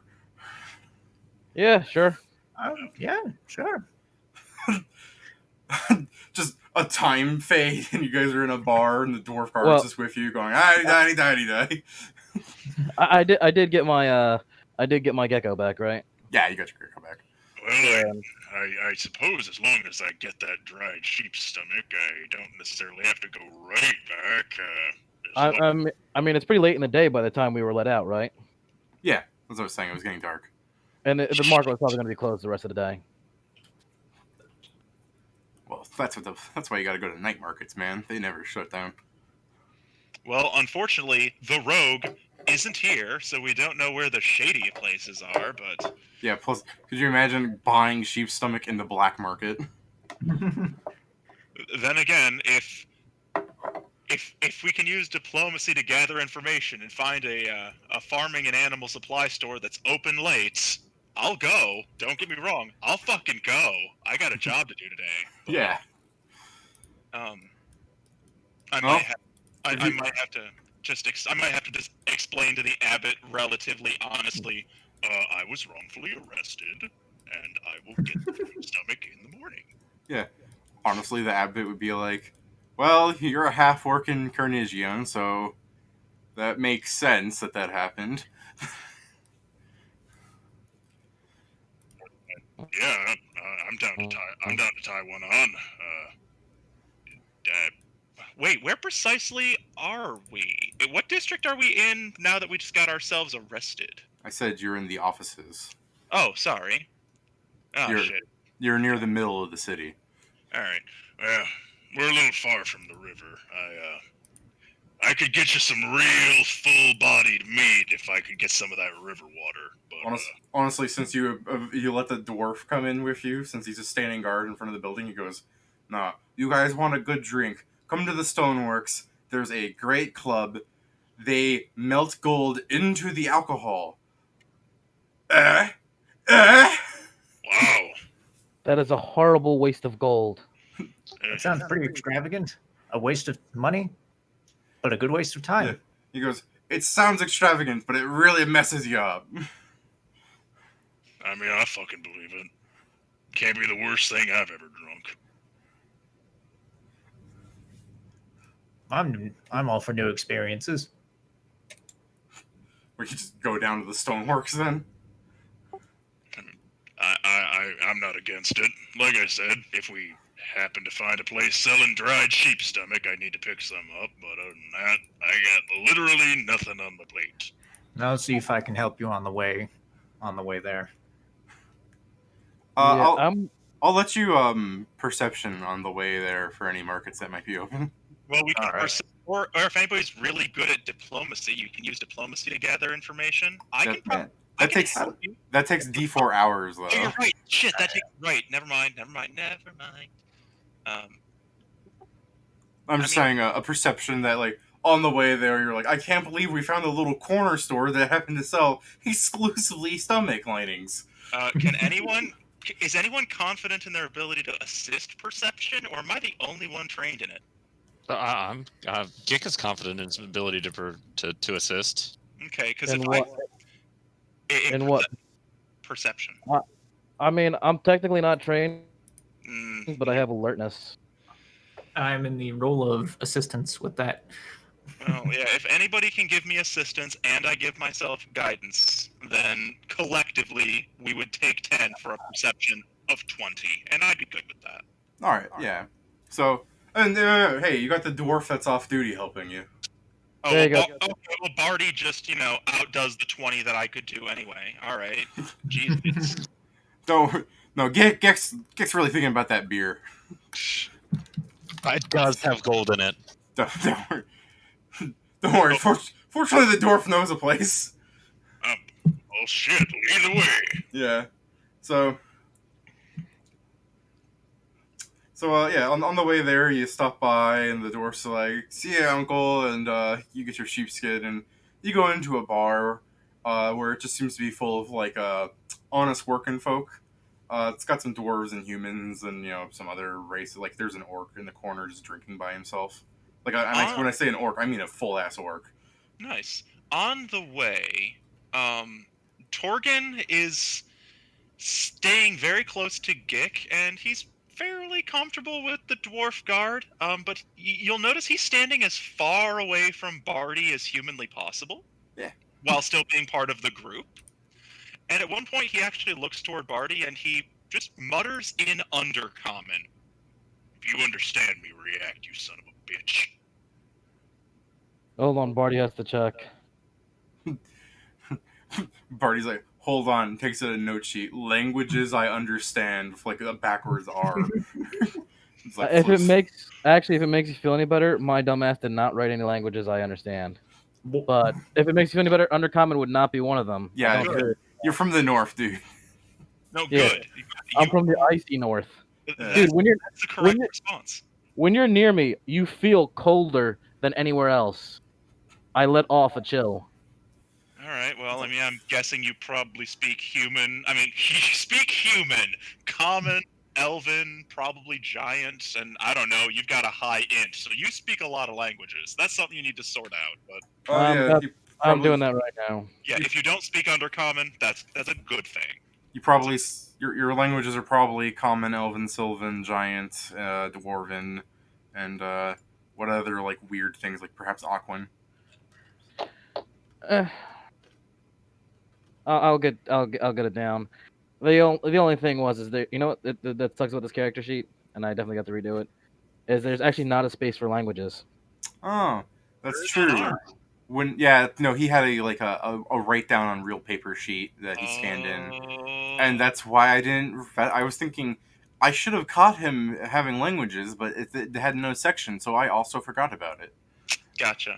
All right. Well, Torgan seems a little relaxed when you don't seem to understand Undercommon. I mean, he's still guarded, still not going to sit next to you, still not going to stand next to you, but I'm an elf that's like almost like blends in with Snow White. To be fair, I mean he lives at you work in the Grove, right, Torgan? yeah. So there should be lots of elves there. The Shades have Drow, so like he probably doesn't understand the difference. Maybe I know the difference between the two. he just wants to be sure. Then I'm a little extra paranoid. Which one of you sons of bitches are just using disguise self? okay. Do you actually say that out loud? No, he just keeps forgetting to do inner monologues differently. No, I do not say out loud that I think you might be a Drow spy. I'm explaining to the group why I bothered saying anything in Undercommon. Yeah. So, Didn't even know that you were speaking Undercommon. you get Nobody did. yeah, you get to the bar, assumingly, unless someone else wants to say something else. It's fine. I'm just making sure that I'm not cutting anyone off. I'm good. No, I'm okay now. Okay. You get to the bar, and the dwarf, drops a gold coin down. He goes, "Get me the usual love," and he throws some coppers down. He goes, "Get these boys something light." And he probably goes, "Yeah, I'm sorry about that thing. Cosmo's a bit of a what do you call it? He doesn't Boss. seem like a good man. I was thinking of stick way up his ass." A fop. Yeah, I do know a bit about him. He is kind of a dick. Yeah, what about the guy who decided to arrest us? What about Pretty Boy? He was Grimlow? doing- Yeah, that's the one. Grimlow. He's all right. He's just pampered. Yeah, pretty sure it's more of like a precautionary thing they have to do. I remember they used to do it back in my town, but that may have just been a me thing. That just seems excessive. Where I come from, if you get locked up and led away in chains, that only means one thing. Well, as the dwarf gets his big like mug of like shining ale, and he takes a big sip of it and slams it on the table. He goes, "That's why this is the civilized lands, boy." Fair. Bartender, do you have any Boulderhead Bock back there? And the dwarf behind there is like, "Yeah, let me check." And as he goes down into the cellar, as you're leaning against the bar, you see a farmer, but curiously enough, you see an elderly man with like a bear fur pelt over his side and like all sorts of weird dingles and dangles, and like a little like skull, like a tiny little skull, like carved from stone, like dangling off of it, and like other weird things and sticks and like bones from like crows and stuff. And you can hear easy enough because they're just talking. And everyone else will hear the part where I scream, so just be aware of that. The farmer's just going, Ernie, you look, mate. We all go through midlife crises, and the necromancer here is going, slams his drink and goes, "It's not a midlife crisis. It's not a phase. I've discovered I have dark and terrible powers." And the guy's going, Ernie, we're just farmers. You can't be playing around with this. You'll get yourself killed. He goes, and that's another thing. My name's not Ernie. It's Felgrim Darkscythe. But you can call me Ernie because we're pals.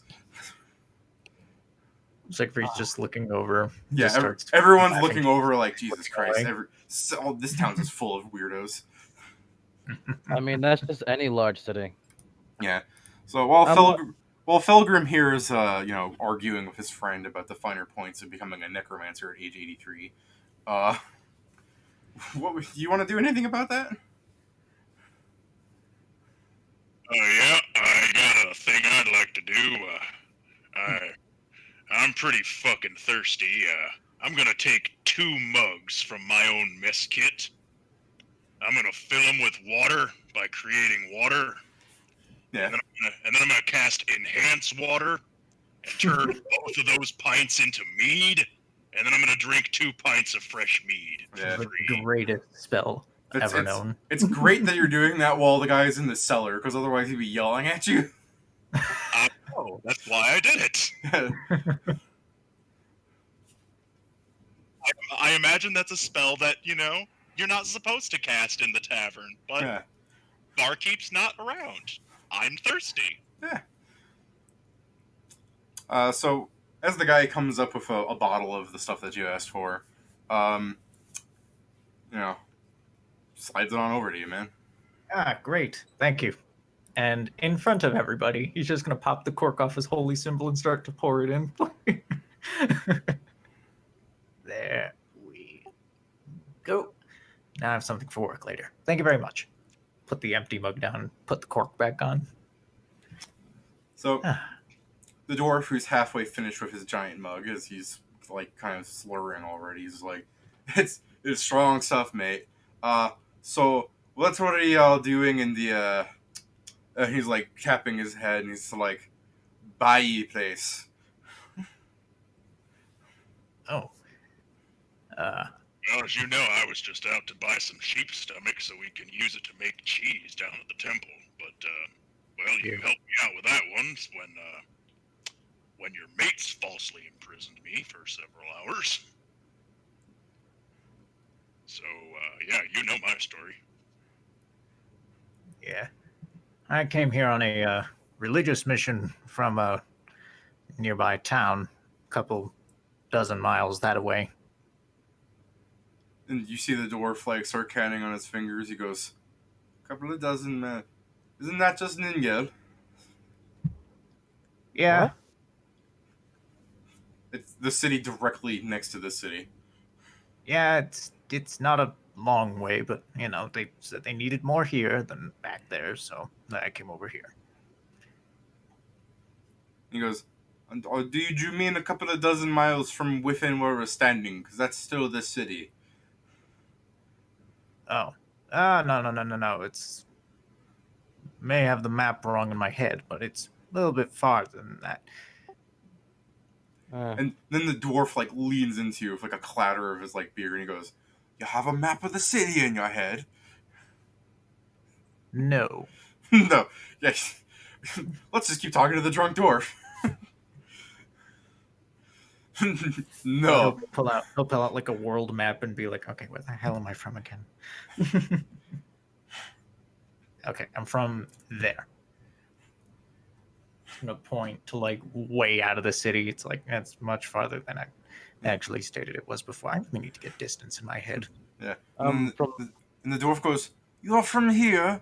You're joking. I'm from the city too." Good for you. And I just clap him on the back. Yeah, clap him on the back. He's like, and he takes another drink.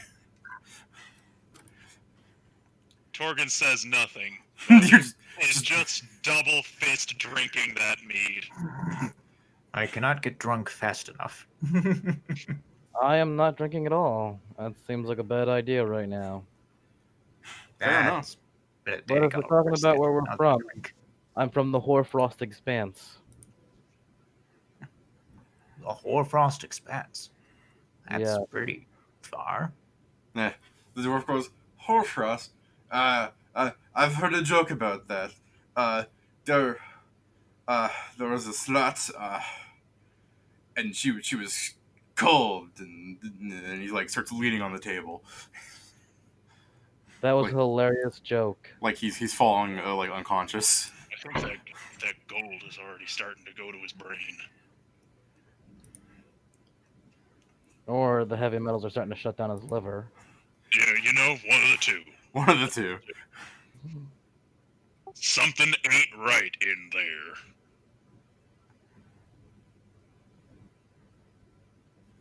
So, your bar friend is just pretty much passing out unconscious.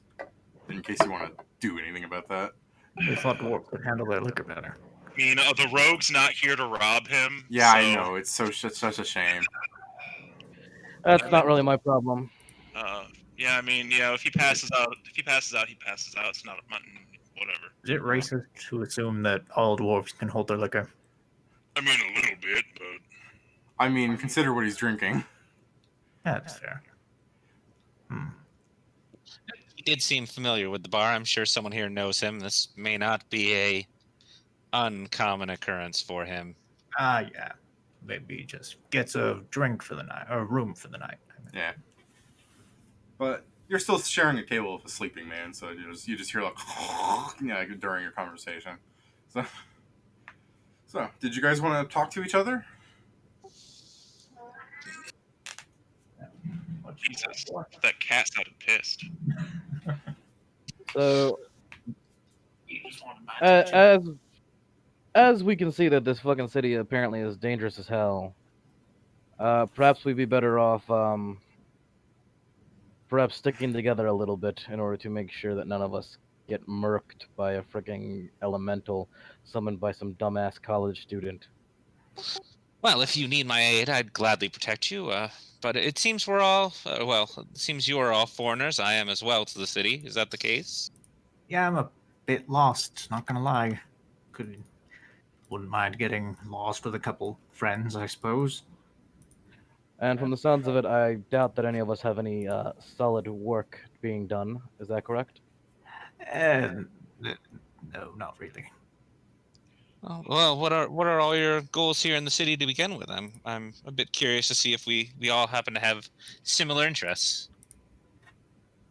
I'm I'm a fugitive.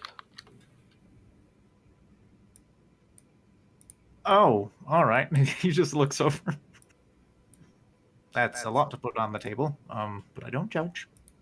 I'm legally not supposed to judge.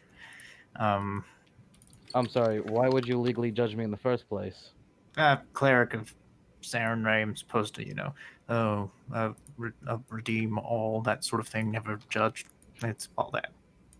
Okay, let me clarify. I don't think you heard me. I'm hunting a fugitive. I'm not one. Oh, that's not what I heard. I realized that after you said you were not judging, and thought I'd clarify myself so you could understand what I meant. No, you're trying to do a good deed? No, we don't judge here. Oh. I'm sorry, maybe just the audio, but I heard that he was a fugitive. No, it's fine. Yeah. I'm just making a joke. Yeah, that's what everyone heard, which is why I re-clarified that I am hunting a fugitive. Yeah, Discord cut off the first Oh. bit of it. Okay. Yeah. We all heard the wrong thing. It's Discord's fault. Yeah. That's technology. Oh, It's a- well, it's a- good luck on your it's a- hunt. Oh, the necromancer in the bar is very loud, and that's what I it is. don't think he's a necromancer. I think he's just an idiot. Oh, he could be both. what That's manner true. of fugitive are you hunting? A thief. Oh, they A steal lot of they steal a thing or they steal a person? What kind of property or They stole a rather potent artifact from my family. Oh well, absolutely. That's no good. Gotta hunt down what belongs to you and yourn. I get it. He nods and just drinks his mead. He seemed a little nervous. A little less nervous now. A little less nervous. Oh, good luck on your hunt. Wish you the best. I could use assistance. And as you're talking, you notice that three more men come into the tavern, a bit young and slender, and also people who seem to be quite fond of the color of cabbage on their robes. They kind of saunter in drunkenly. College students again. Ugh. Okay, all for getting the hell out of here before they do something stupid like summon an elemental. Yeah, that sounds like a good idea. I'm about done with these. I'll Polish off the rest of my free ass mead real quick and put my mugs back into my mess kit. Yeah. Um, Stuffing that in because the bartender's paying more attention to the kids. I would be. Yeah. My take 10 stealth is actually only a 12. I'm trained in it, but I have an armor check penalty still. So Well, I'm it's not... fine. It's really a sleight of hand technically, but whatever. Oh, right. Either way. Yeah. I'll just quietly put my mugs away and yeah. I've had enough of those college kids for one day myself. I can get back to the temple and deliver the sheep stomach. Some is gonna get made this week. And Nice. as you're real unfortunate for you, because as you're saying, like, I've had enough of those college kids. As you people are, I assume you're kind of like putting your hands up in front of your faces, like block it and stuff. Mm-hmm. Like you're trying to like stay away from their line of sight. As like two of them are kind of like sauntering about, and they're just like, hey, look, man, we might have been like kicked out of the. Where are we? And then the one guy just like slaps him a bit, like back of the hand thing. Where he's like, dude, do those look like the guys? Yeah, those are the guys. And then like the other two are like they're pointing at you, like right at you. Oh, fuck. I'm gonna look over, and before the other two look over, Oh God, you've become God. Oh, sorry about that. Torgin's push to talk is like on. oh, sorry. Go on, But Lars. yeah, like right before the other two look over, I'm gonna use Alter Self on myself as for my ASMR ability, and just turn into a dwarf. Just Pop. I place my battle mask over my face. Use my sleeves of many garments to suddenly be wearing women's clothing. Right. What's your disguise self bonus? Alter Self. Yes. I just straight up look like an entirely different person. I think it's a plus 10. Okay. I mean, no, you're pretty much fine. You've got these are fucking drunk people, you know. Yeah. But what's that, Siegfried? That's my disguise. Yeah, that's what I was asking for as well. Technically, you're not supposed to roll that yourself. Oh.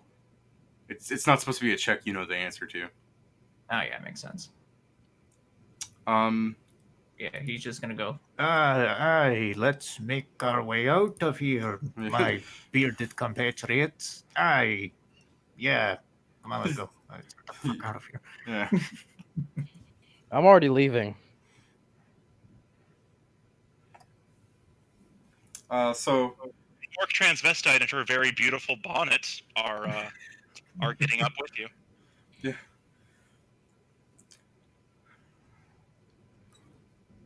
yeah. So as you people are getting up and they're kind of like they're kind of standing their ground in front of the door, and they're like drunkenly the one that like was pointing at you guys, kind of like I think I know you guys. Yeah, know us from where, my friends? I think you've got the wrong people.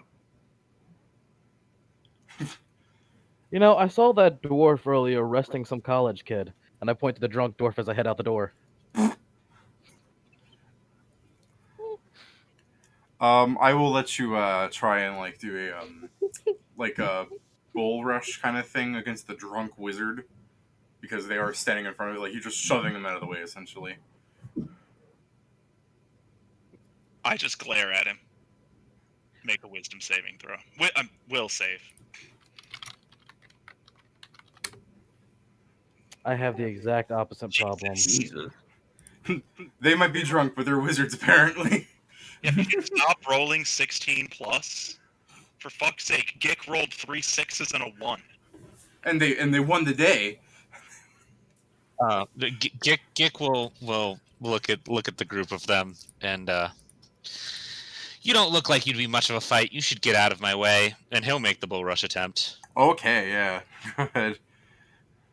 Straightforward. All right. Why am I still using the accent? Is there a back door? Not that you're aware of. Let me check the drunken status real fast, see how that affects their CMD. It takes off on all attack rolls, weapon damage rolls, saving throws, skill checks, and ability checks. It does not appear to affect their CMD, does it? No. Okay. Can't be that high, though. They're wizards. Yeah.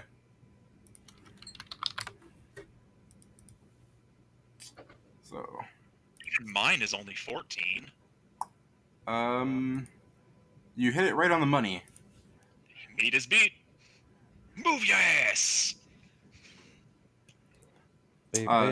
So do you go through like the head one, the guy that actually had like good perception? Yeah, no, I'll go through whichever one is like directly in the path. Yeah, so you kind of like shove him aside, and in his like drunken stupor, I'm gonna see what his acrobatics is, or he falls on the ground. He does not have that trained. So yeah. So as you like bull rush him and you kind of shove him a bit, he like goes and he like falls on his ass, and he's like, yeah, and he like points, and he as you're running out, he'll like throw like a magic missile that just like hits the wall. Like it's not aimed well. He's drunk. So they have taken violent action now. Aye, So if you little bastard, keep that in your pants. I mean, I'm look, getting. I'm All right. terrible. Is the dude clear from the door? Because if so, I'm getting the hell out of here before I get arrested again. yeah, he's clear from the door. I'm gone. Yeah, Yep. I'm going to. You just Fuck funnel this. out. Oh yeah, as you guys funnel out, like the wizards are like throwing like acid balls and like magic missiles at you guys like incredibly inaccurately. Gick, as he leaves, he'll put a little claw on the handle of his broadsword with his back still turned to them, and don't give me a reason to turn around. And he'll roll and intimidate. They don't quite notice your intimidate as they all seem to be on the ground vomiting. Let's go. All right. Yep, Work time to for go. Let's go. I say we split up. God, these kids are dicks. I say we split up. You don't even have to aim with a magic missile. I know, but they're drunk. Yeah, let's just split off from here. Well, good to meet all of you. And he'll grow back up to his 6 foot height. See you later. 6 foot height. Ditto. Take it easy out there. And I'll shift the appearance of my clothing to stop shifting and just be in my cleric vestments that I've been wearing the whole time that none of you have seen at all. And brief bow. And just cradle my bag of sheep's stomach and meander. And I'm gonna follow my nose and try to take a route behind some restaurants and shit. See if anybody threw away any meat that was starting to turn, and Yeah. I'll purify it and take it with me too. You want to roll a survival check to gather stuff? Sure, I'd love to. Yeah, go ahead, man. I'm gonna How guide. many- I'm gonna guide myself, and I'm gonna take 10, which is a 19. And getting along in the wild states, it's only a 10 to move half your speed while foraging. You can provide food and water for one other person for every 2 points over 10. So even with just taking 10, I have food and water for 5 fucking people just Yeah. walking. Sure, sure it probably requires some purifying or cleaning Easy. some of the gunk off, but you got that magic, so it's all good. Yep, So- I'll be purified back food in drink. about 5 minutes. So instead of feeding one person, instead of feeding 5 people, I can say you feed one person, but you've got yourself, you purify like a rotten steak into like a glorious chop, and you gathered up some potatoes that you can make into like you got yourself like a noble's meal here, made of trash. It's not trash no more. Purify food and drink. That's a fucking 0 level spell, and I love it. Yeah, between all the wines you find, you just mix them into like one mixed drink in a bottle. Oh yeah, some jungle juice. Yeah. Yeah. Torgen eats trash, and he's totally okay with that because it's not trash as soon as he touches it. Did you guys want to talk about your walks home, or just let you get there? Gick just heads straight on back. Where does Gick live these days? I mean, Gick's in Mountainside. He's probably staying in an inn. He's probably got a quaint little job at a stable. Right on. Yeah.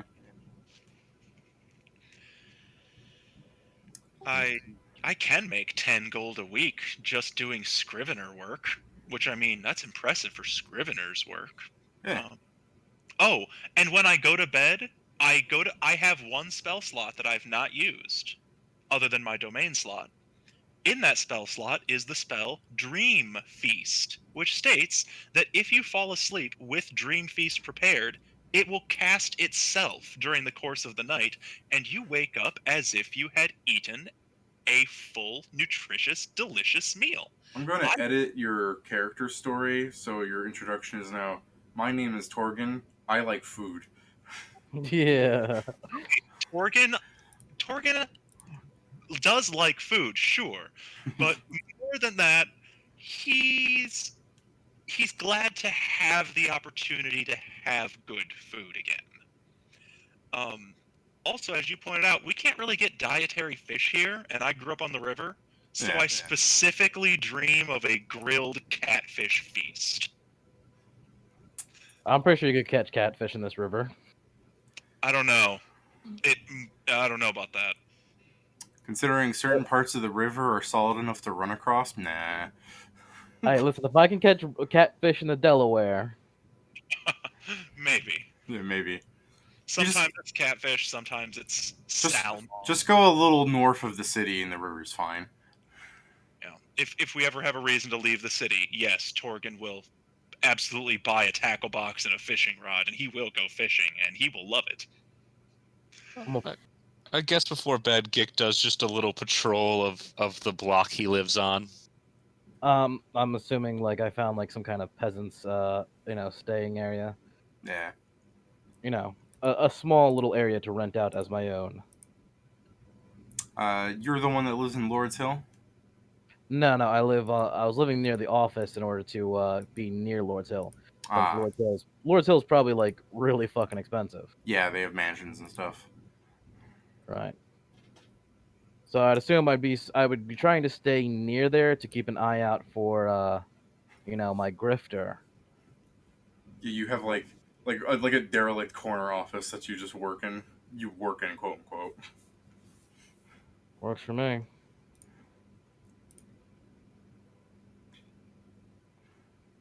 Hey.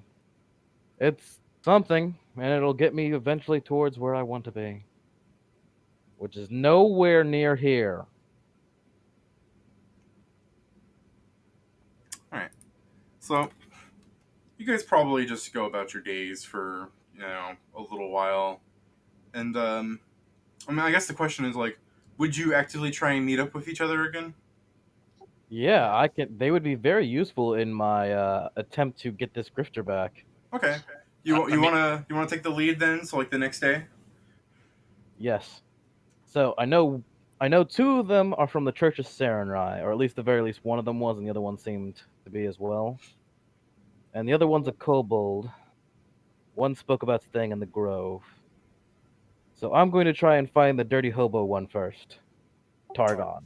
I resent that. I'm not wrong though, am I? I'm not at dirty hobo.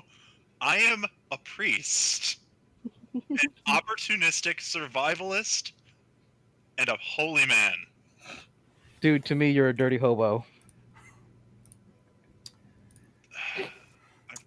Not cool. I didn't say it to your face, if that makes you feel any better. Look, remember, Devin believes himself in nobility. Who? Sorry, Siegfried. I keep looking at Warren. Siegfried believes himself to be nobility? Yeah, I noticed that. Can't even accept it. But it can't even. I keep waiting for Warren to pop in. That's why I keep looking at it. Siegfried might believe himself to be nobility, but he, some reason, sure can't accept it when his superiors tell him to shut the hell up. Yeah. Sorry. So yeah, Siegfried believes himself to be nobility. I mean- So do you want to do something to help yourself find him, since this is a very large city? I was told Church of Sarenrai, and I know by the Grove, so I'm gonna go there first. That's the only place I remember being actually specifically mentioned. All right. How would you like to try and find that? Is what I'm asking. Don't I know where the Grove is? You know where the Grove is, where the church in there is another issue. Well, I'll head down to the church and then just ask somebody. And it's either diplomacy or knowledge local to gather info, I believe. People you were usually willing to just give you, directions. It's a -5 to the difficulty class for simple aid. Yeah, I'm saying that it's just there so you can. Depending on if you fail, I can do things that help build the world. All right, let's go with diplomacy. 1d20. All right. So yeah, you just take some time out of your day, and in fact, I could still go with the potential here that while you're asking around and people are giving you directions that are mind-boggling, because the city is, I mean, you know how cities are built, right? Like they're just built Yeah. outward, so they're giving you directions like you're not usually down here. It's weird, and they're some of them are acting all fancies, like, you know, like. And when I say that, like, you go up to like a person like playing the lute on the street corner, and you're like, so do you know where to get to the Temple of Sarenrai? And he's like, if you wish to know the way to Sarenrai, simply follow the way the wind blows. And you're like, all right, you're pointless. And you start walking away. I'll be like, at that point, I'm pretty sure my character would be like, I'd shove that loot up your ass. I swear to God, I would. Var goes, if you wish to make a mockery, I'll give you something vicious in return. Like he's willing to threaten you back. But yeah, while you're doing that, there's a pointy-eared person wearing pretty much nothing at all on one of the corners of a little bowl, and they look up to you and go, "I knows where that is," and his hand's kind of like shaking where the bowl is.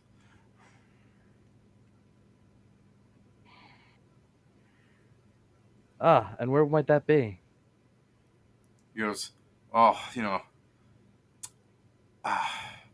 information is not." He's shaking the bowl, looking at you. I'll tell you what. I'll give you 2 silvers if you take me there. And he goes, "Righto," and he pops up and pulls out a quarterstaff and starts walking away with you. I follow him, but I make sure to keep an eye on my surroundings. You probably also stay a few feet away from him. He reeks. Obviously. Yeah. I mean, that just goes without saying. The Can't dirty. you just prestidigitate him clean? I would not touch him. You don't have to. It's range 5 feet. Yeah, that means I have to be next to him. I'm just saying, you can make the problem go away. You are, in fact, the only one. If he can't clean himself, why should I do it? So, as the angel and devil on your shoulder argue about cleaning the man, he stops at the corner, not in front of the temple, and he goes, "We're just about there," and he pulls at the bowl from his crotch. I don't pay till the job's done. It's when we get there you get the money. It's right around the corner. Yeah, keep going. Show me the way entirely. And you walk another 2 blocks. And he will sense motive you to see if you will actually give him the money. I mean, I'm not lying. Do I have to roll deception still? No, if you're not lying, but he fails, so he's still just being coy about this. But eventually, after some wasted time, he will take you there, and he's shaking the bowl, going, "Look, I really need a bite to eat, governor." Is this actually a Temple of Saranai? Like, Yeah, you're finally in front of the temple. He got bored. okay, I hand him 2 gold. I hand him the 2 silver. No, I'm fine with gold. No. That was a player slip of the tongue, but I hand him 2 silver. And he takes the silver and starts like, walking away, muttering about what a jackass you are. Yeah, that's fine. As I mark off 2 silver off my character. Yeah, it's fine. But you can use beggars to your advantage. They know where things are in the city. Good to know. I'm going to enter into the temple to look for the dirty hobo, which is the one I believe is here. So Torgan, I believe I just set you in like a normal shrine, right?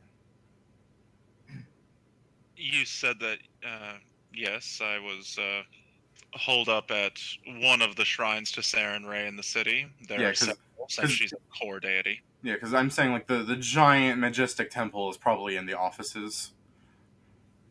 Most likely. Yeah. So what you see is like it's a nice, moderately sized like cathedral like building set between some other buildings, and because it's in the grove, like there's like grapevines growing across like trellises of the church wall there on the side, and all sorts like of like a rose garden in front and everything. Nice things. Like it's a very overgrown sector of the city here, and and you walk in and you see a human and an elf in garb, welcoming you, like doing the greeting. And they're like, you're dressed like a noble, right? I mean, it would have definitely used to have been noble clothing. I have yet to been able to buy some new clothing, so. So would you say it's like worn down a bit? Yeah, so it would be. You're just like a commoner more than not. Right. Yeah. But anybody who knows would be like, yeah, that used to be. So maybe I got it at a thrift store or some, Yeah. something. Yeah. So no, they instead of like being like, oh, we're gonna get some money, they just give you the nice welcome. They're like, is there something that you wish, son? Did you perhaps come to pay a tithe so that the gods might answer your prayer? I'm actually looking for a worshiper of Sarenrae, Torgrun, I think his name was. Ooh. You're half right. Yeah, I just want Torgan to be over there on the side, just going, oh. My character legitimately says that's legitimately what he thought the name was. Yeah, so you want to walk in there, mate? Oh, I mean, if it's daytime, if I'm on the temple grounds, I mean, I'm either with the goats or I'm with the manuscripts making copies, or I mean, I wouldn't just be standing at the door doing nothing. No, I just assumed perhaps you were like mopping some floor somewhere and you could oversee him. I mean, perhaps. Cleaning the temple. Just so you can walk in yourself instead of like, Tori, like otherwise they would talk to him some more. I'm cutting myself off is what I'm doing. Fair enough. I mean, if I see a familiar-looking elf come... Oh, wait. Actually, if I see an elf and overhear that he's looking for me, I'm going to go find something else to busy myself with. I'm going to go tend to the goats. Great, so I'm going to have to keep talking in character. They're going to go... elf is looking for me! Yeah, so the two caretakers are going to go, oh, I'm afraid we don't have anyone by that name. Shame. Guess I'll have to leave. Bye. I didn't expect that. But they're protecting you, remember? Fair enough. Good. Yeah. All right. I didn't expect them to actually lie for me. Wow. What bros? Yeah. That's why I was saying like maybe you could come in and everything, but no, we'll just have to introduce you again later. Sorry, if it wasn't an elf, I might have been a little. If it was Gick coming to look for me, I'm right here, man. Siegfried, you're gonna have to repossess those ears. Listen, you dirty scaly man. All right. So I'm gonna come back dressed as a dinosaur. Be like, yeah, I'm looking for Tor.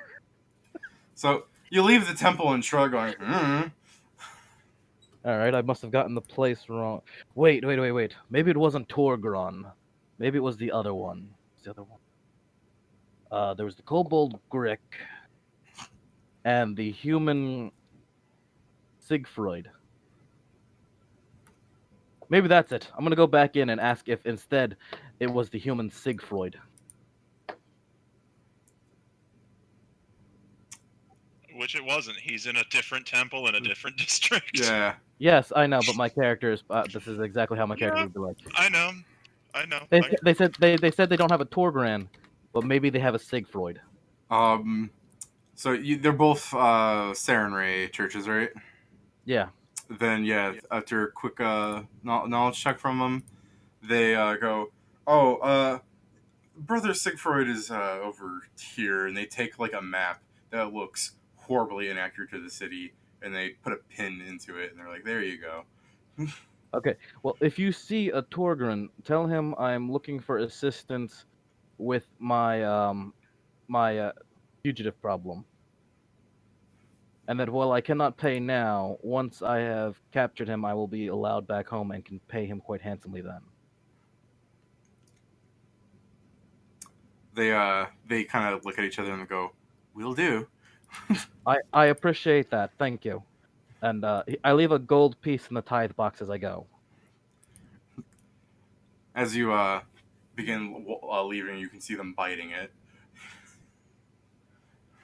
I mean, I don't have the ability to make fake gold pieces, so. Oh no, they're still checking. I think you can. I think you can color matter for 1 hour with prestidigitation, so you could give gold-colored coppers. Actually, I think. I guess, but I mean, my I don't- character probably doesn't even think that's an option since he's Uh. a worshiper of Abadar. Oh, well then, yeah, you would not do that ever, but you could technically do that. All in all, Right. they check just to make sure, and afterwards they're like, "Nice."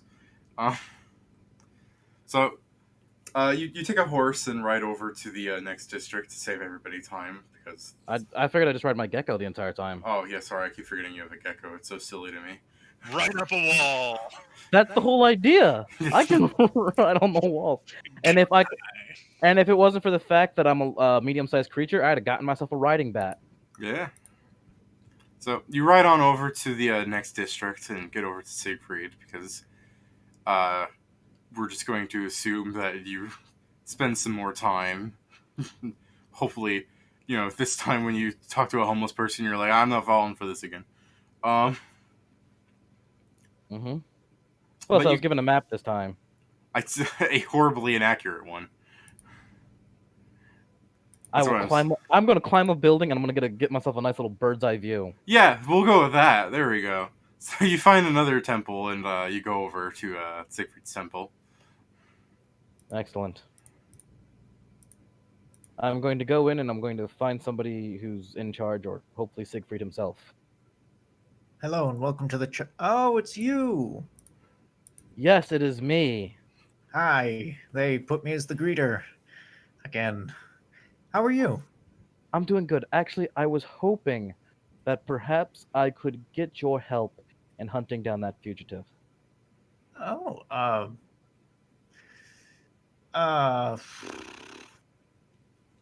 does it? Now I'm a holy man.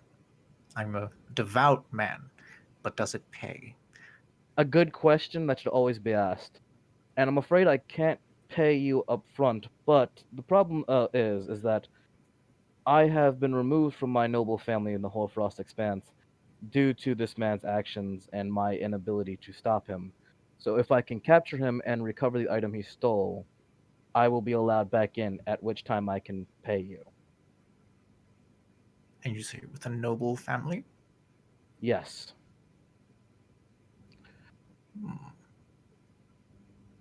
Just gonna do a brief sense motive. Just to eye you up and down a bit. I mean, I don't have deception, and I'm not trying to lie. If that helps any. I don't know how that works with player to player. If he gets a 20, he can get a hunch. That's about it. That's how that All works, right. player to player. I That's 20 mean- just gives him a hunch on what you're planning. I mean, if it's to bring justice to this fellow, then I will gladly accept. Alright, Excellent.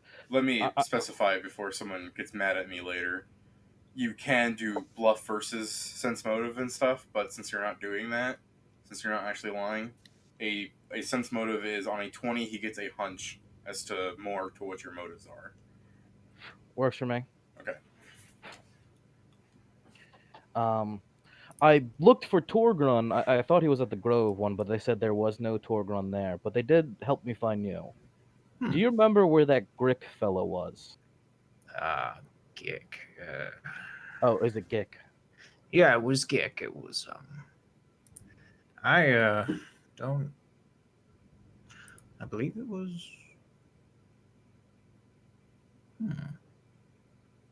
What was he actually? I think he said was it a tavern that he said he was at? Or Yes, but that's not very helpful when this whole entire city is basically taverns. yeah, that's pretty fair actually. But I think he might have said he was working there. Perhaps if I mean, a kobold working at a tavern probably isn't that common. I mean, word's gotta get around about that. Yeah.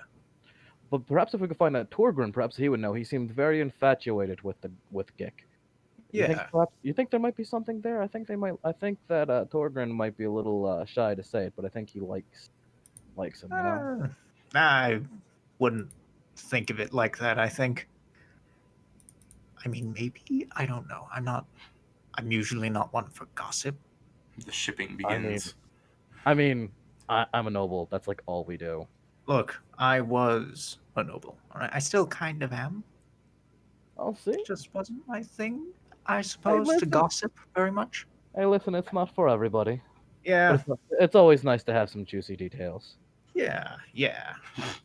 So I- as those two become lost in thoughts about shipping, Torgin, as you're in the back taking care of some farm animals, one of the elf caretaker goes up and informs you that a strange man that she hasn't seen before in the grove was asking for you. I see. That's unsettling. I didn't expect anyone to come looking.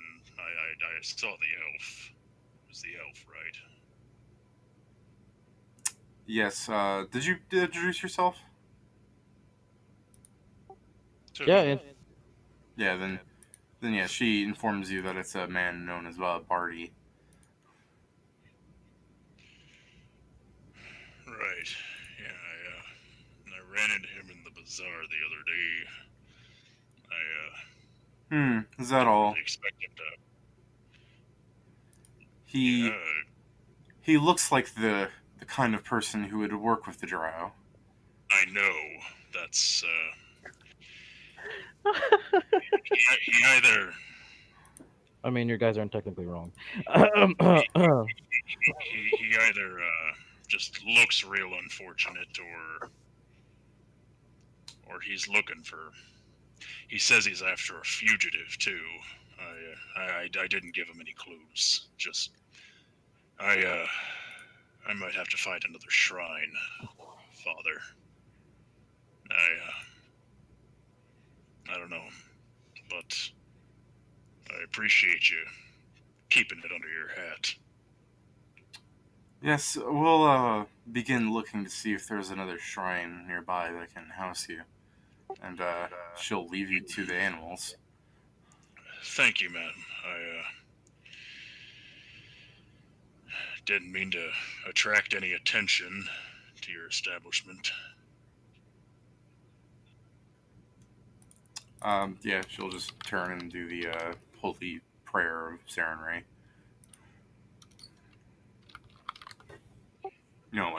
Sarenrae protects that like a not a prayer, like a blessing. What's the word?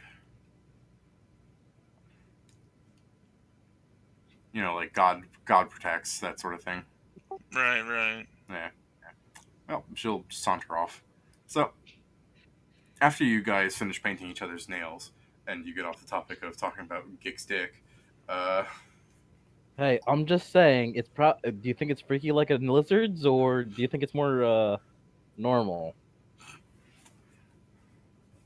You started this topic. I just want to point it out. For a lizard, it's probably perfectly normal. I mean, that's fair.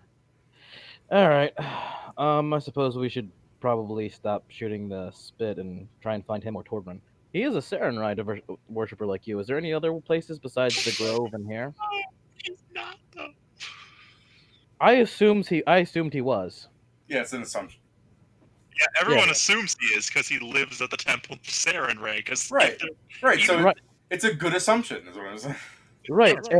And my character is conceited. He didn't even get your name right when he asked for you. you haven't gotten one person's name right. I know. That's the point. So I just want to clarify, out of character, I actually do have your guys' name written down, and I know what they are. I just feel like my character would say your character's names wrong, not even on purpose. He just legitimately wasn't paying attention. It's all good. I got the joke. I find it very funny. As you guys head out to search for Gick and everything, which with two of you like gathering information or bothering a peasant or a beggar or whatever is what I meant to say, we can get you to finding him later. But why doesn't everyone take like a 2-minute break or something, get some water? Go to the Sure. bathroom if you have All right, I can use a Alrighty. smoke. to. Okay, I'll be right back.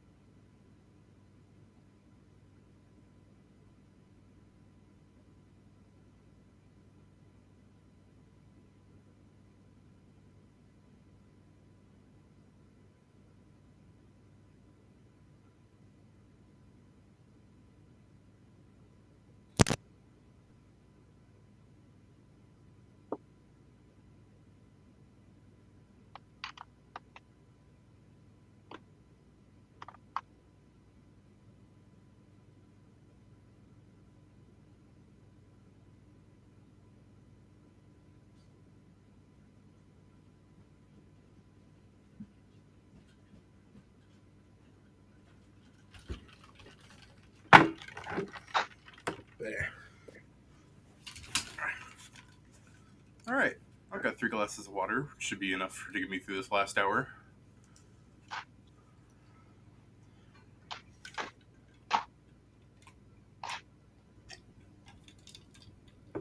I'm all good. Give some more other. What's the word? Fuck. Sorry. It's fine. Make sure everyone's back first. Yeah. Oh, but yeah, just as a side note, I did put Profession Stable Master on my character sheet as a skill. No, that's fine. Wow, I have Profession Scribe, but you all already knew that. I have Profession Barrister. A lot of the beggars on the street have profession beggar, so it's all good. I'm not surprised at all.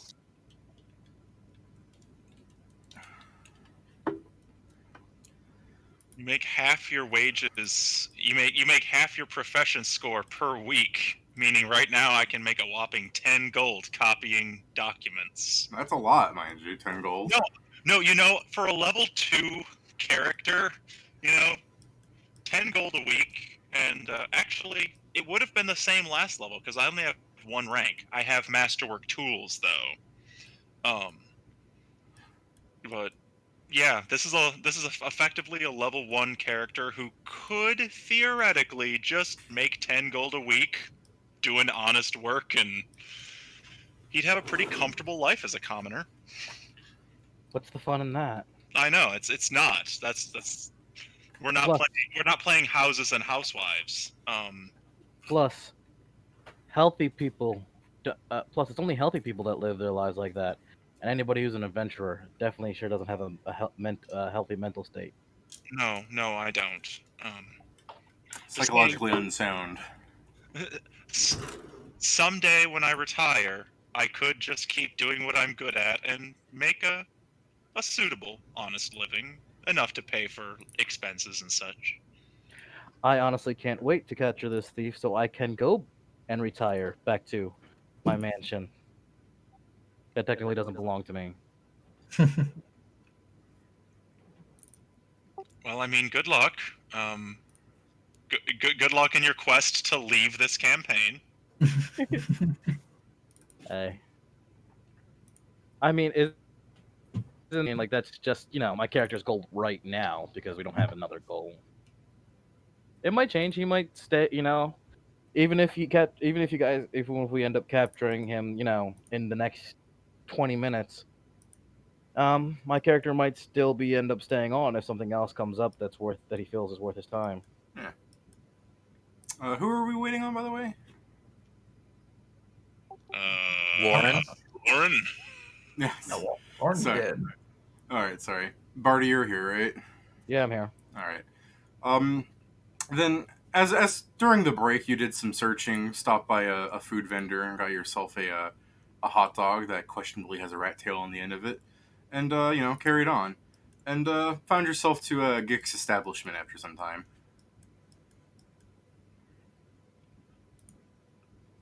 Lovely. I suppose I best go on inside.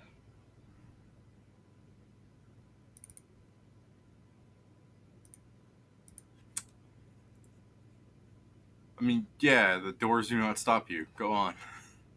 I do. Yeah. Do I see the little kobold Grick? Tammy? Yeah. I mean, he's probably running around. It's probably not hard to see him. He's a pure white kobold. He stands out pretty well, I assume. Excuse me, Grick. Grick. Oh, is that Barty? Yes, it is. Oh, well, it's pleasant to see you. Oh, Yes. Sir, more ice elementals to be slain? Not quite, but I have an offer for you that I have made the same offer to Siegfried over here, as you can see. He waves his hand hello. I'm sorry? Siegfried. Sorry. Are you saying that in character or out of character? In character. Yeah, we've had this conversation, guys. I am so sorry. Oh, it's all right. It's all right. Everyone said no. The worst I've had is Siegfried. I don't even know how for some people. But Freed. Okay, Yes, got it. like fried. Except it's just, or like freed, like you freed an animal or No, something. Yeah. you know, Yes. like that hot dog we had. It was fried rat. So Yeah. Excellent. Wait. You're not even here. Go away. the dwarf hobbles I'll- away.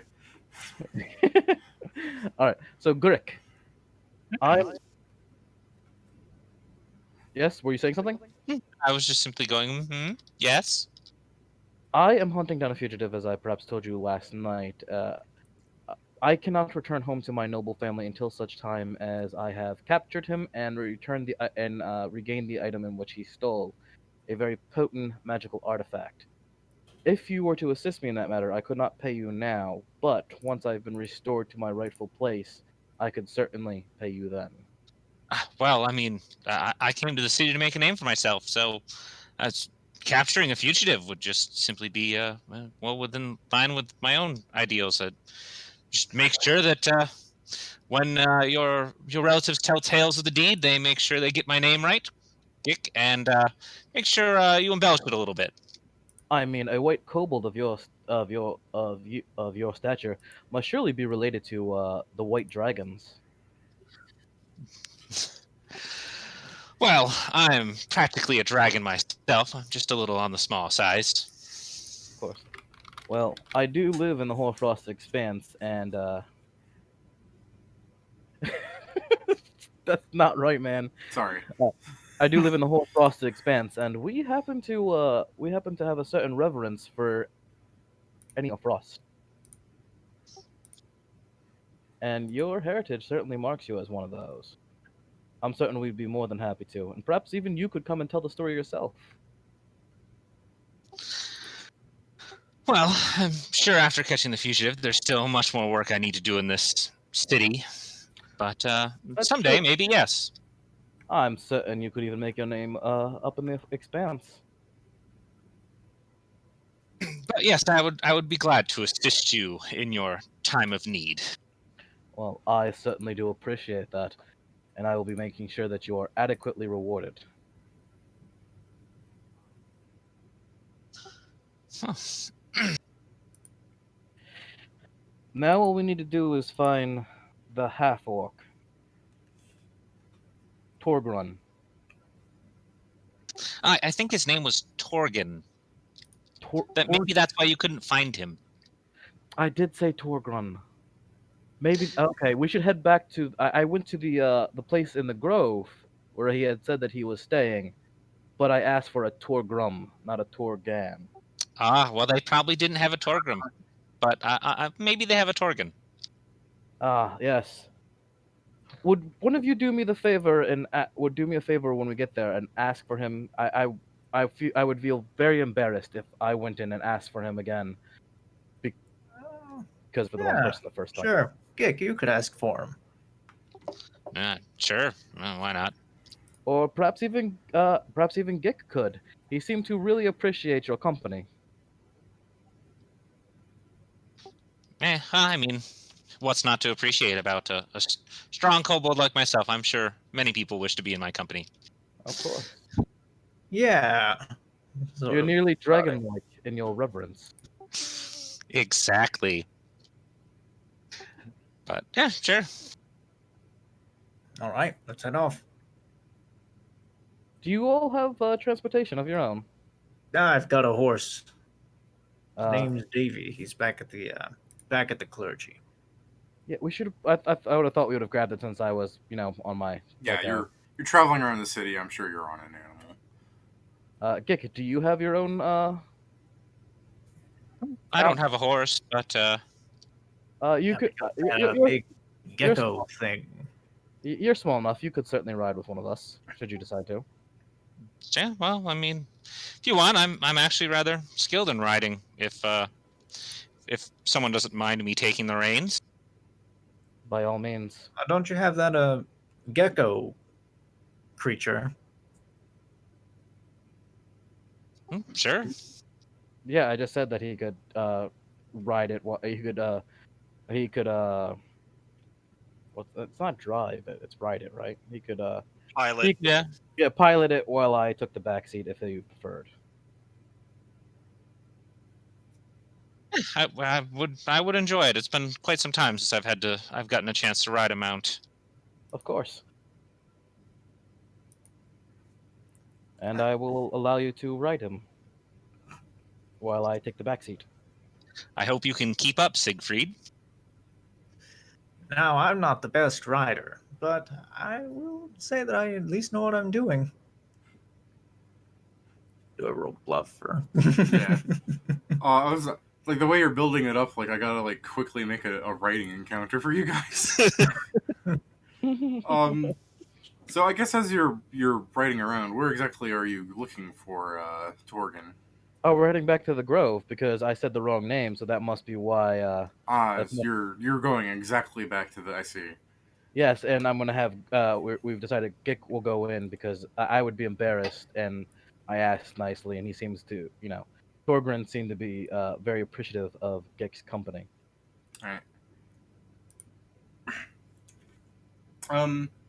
So as you're riding down the street, I guess a few things can happen here. But if you'd like, you could give me a perception check to see the potential of the issue at hand before it occurs.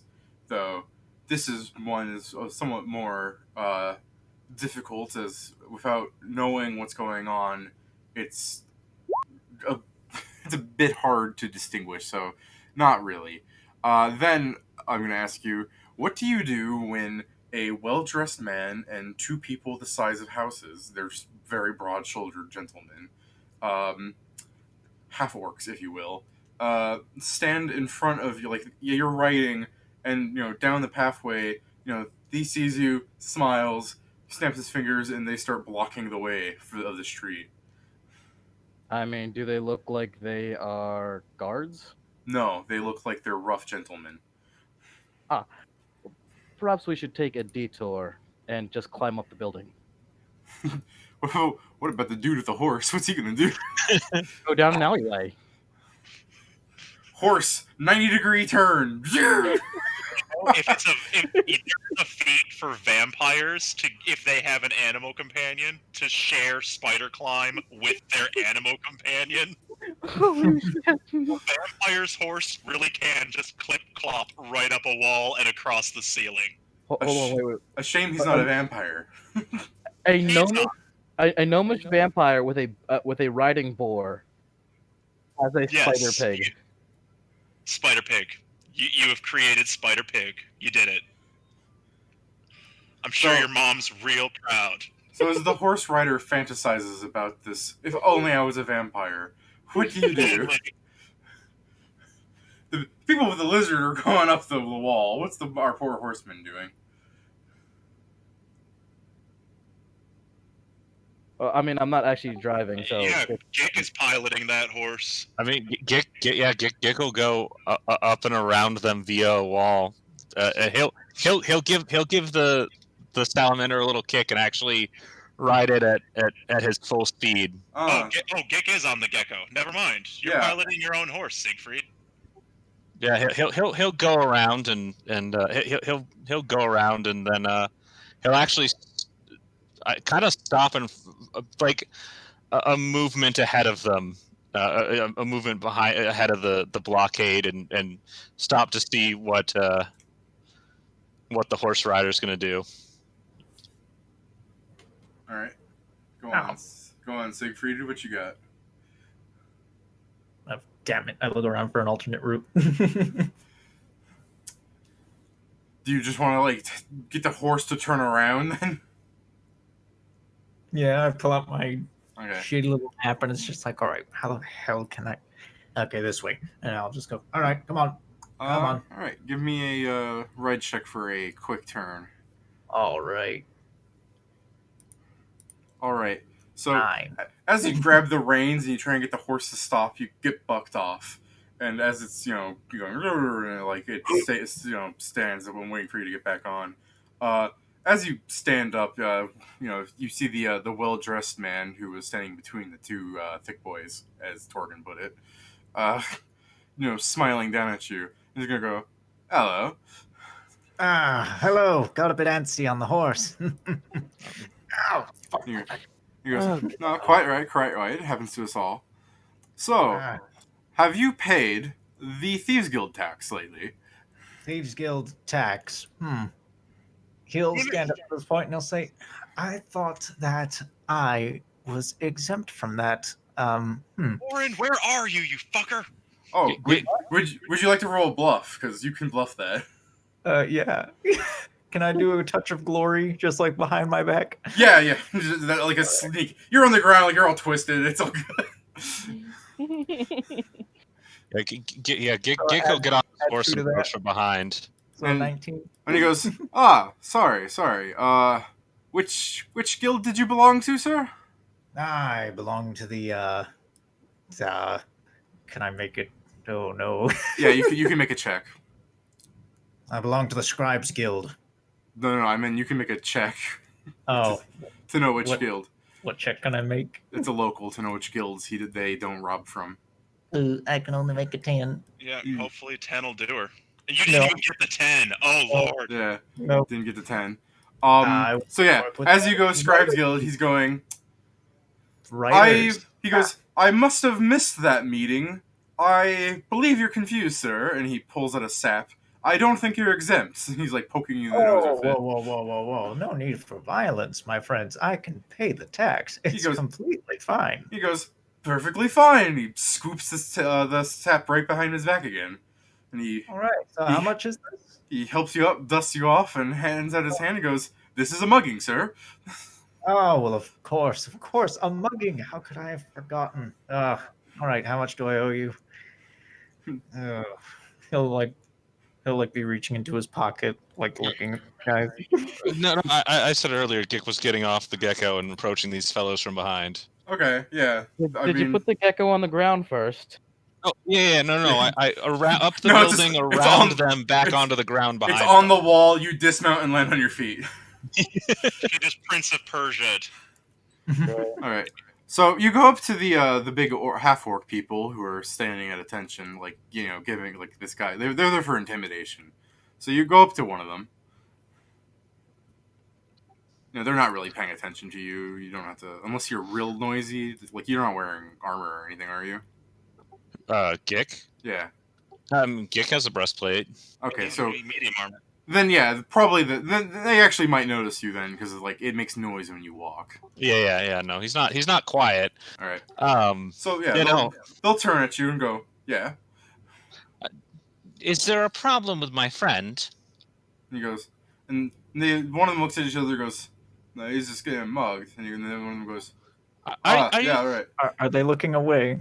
No, yeah, they're looking at each other. They're like trying to Take a remember what they're 5-foot doing step here. back. Well, no, you're getting mugged by the human gentleman-looking guy. Oh yeah. I'm wondering if they looked away and now they're looking at Gik now. So I just take Yeah. a 5-foot step back once they do, just to like get a little bit of a distance.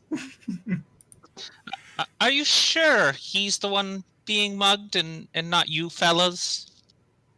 Well, I guess this is You're happening. really banking that they're real dumb, aren't you? I will take out my scimitar, and I'm going to use alter self on myself and turn into a gnoll. Oh, God, that's hot. Jeez. What? Knolls are hot. As Oh my god, you are a furry and a scaly. Yeah. now I'm Yeah. going to look over at these guys and say, All right, let's see what's inside of here. And he starts snapping his fingers, and the half orcs are like, no, I'm pretty sure we aren't the ones getting mugged. We're part of the Thieves Guild and everything, aren't we? And he's like, I got my license somewhere. And then they hear the sniping, and they go, one more. They got license. They got Yeah. physical licenses you can steal. Gig. Oh Yeah. my goodness! He Yeah. told you so much right there. Yeah. Yeah. And as they go, one morning, Somosmos, and they start coming up behind the guy, and they're like, and they point at the knoll, and they go, where'd that come from then? And the guy goes, he was in disguise as a human. Just get ready to beat him up. And they're like, oh yeah, and they start pulling out their clubs. Ah, fuck, this is happening. All right, I pulled out my battle mask. Poorly for you. I pulled out my battle mask, and I'm like, all right, I guess I get to free some people to death finally. Yeah. see your milk's coming in real nice this season. Yeah, something Torgan said. It was staticky. Jesus Christ. Meanwhile, I said, completely- oh, Betsy, your milk is coming in so well this season. Ah, something with the cow. Gotcha. So is this a combat here? I mean, Um, yeah, that was my intention. Yeah, it will be combat unless you decide to try and turn this into a chase. I mean, I only have 4 gold. I can't pay these guys. Yeah. What do you want, Benny Hill or blood? Choose now. So, I have you- transformed into a gnoll. There will be blood. yeah. There's a slender human gentleman who's pulling out his sap. It's a nice, like, black leathery thing. And the 2 orc men are wearing, like, you know, workman clothes, little cap and everything. But they're big, hardy-looking people. And they've got clubs. One has a nail bent through it. And they're pretty much going to get flanked because they're just ignored the kobold there. Yeah. That was my intention from getting behind them. I figured something was going to happen with them, so I got behind them for flanking. I just It's like how at polite they are. It's at this point, once he's realized, like, they're just pulling out their weapons and going towards him, he's going, oh shit, I thought that would intimidate them. As he's going, starting to look around for an exit. It might have intimidated the guy, but he has hired muscle. He's going to look at the 2 muscle coming out and goes, just in the back of his mind, just, oh shit. Just. Well, So- I mean, you see us behind them too. Yeah. There. So it is 3-on-3, and you're flanking them, so you have the advantage there. So if you'd like to start a fight, I'm not rolling initiative or anything yet because it's still like that moment of. I'm asking, do you want to turn tail and run and turn this into a chase scene, or are you going to fight? That's what I'm asking you. What's your intention? I don't think I can outrun them all too well, and I'd be abandoning the other 2, Yeah, so yeah, I'll fight them. You guys just got off your mounts too, so settle back up. You'd be overwhelmed. Something about mounts, guys. It's time for Gick to fuck some kneecaps up. Boink. You broke the thing when I did that. There you go.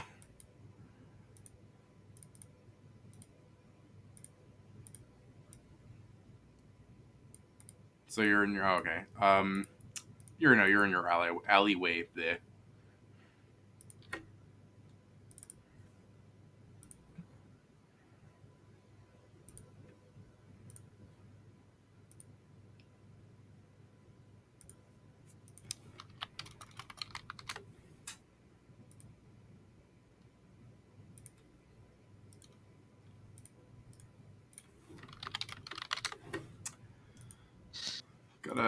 Gotta find images real fast. I wasn't expecting it to go as bad as this did. Never. Oh. What were you expecting? We don't have our thieves guild represented with us. Yeah, I was expecting him to get that 10. Yeah, no. When he failed, when I saw that 9, I was like, oh no, he's going to be on the ground. This is probably going to be a fight. They're not Yeah, large. he went and failed the blood check after failing the ride check. Like, Oof. dude, you're a cleric. We're not here for our skills.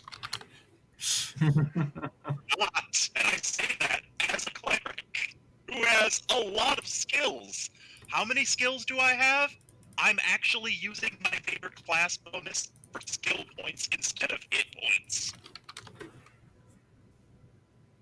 Hmm. Because, I mean, I need survival, so I can follow tracks. I need animal handling, because I'm gonna have a fucking pet dinosaur in a couple of levels that I'll need to fucking handle. I'm a cleric, so I should have knowledge religion. I mean, it feels like it's required. Oh no. The more Torgan gets angry, the more that his connection becomes non-existent. So there's your lovely orc goon images. Wow. Wow. Okay. What's wrong?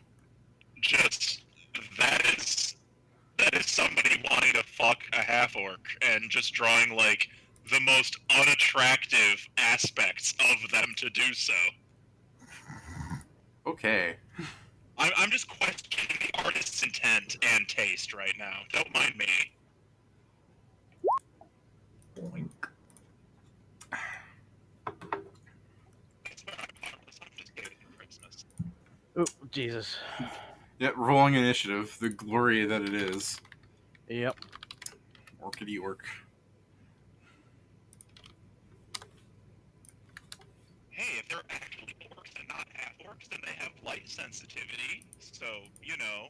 I've described them as half orcs. Oh, Barty- never mind. Barty says I go first. Barty says I go first. Oh yeah? Maybe I rolled now. Alright then. If there is one thing I can roll well, it is initiative. What's Gix initiative bonus? It's a +2. Okay, what's your dexterity score? 14. Alright, let me just roll a d20 again. Alrighty. Hey, you go first. Between the two of these guys. Alrighty. Alright, Barty. So while they're slowly getting up, like ready to like bludgeon you unconscious and take your stuff. Sorry, they're going up to Siegfried, but while they're not paying attention to you two, you've got the opening on their backs. Like they're flat-footed to you. They're not paying attention to you. Big mistake. Oh, let's see. What is it that I could do here? Oh, I know. I summon the power of my ancestors and bless you. You guys are blessed. Just gicking him. Yeah. Yeah, and myself as well. +1 to hit and +1 versus fear effects. All right. That's it.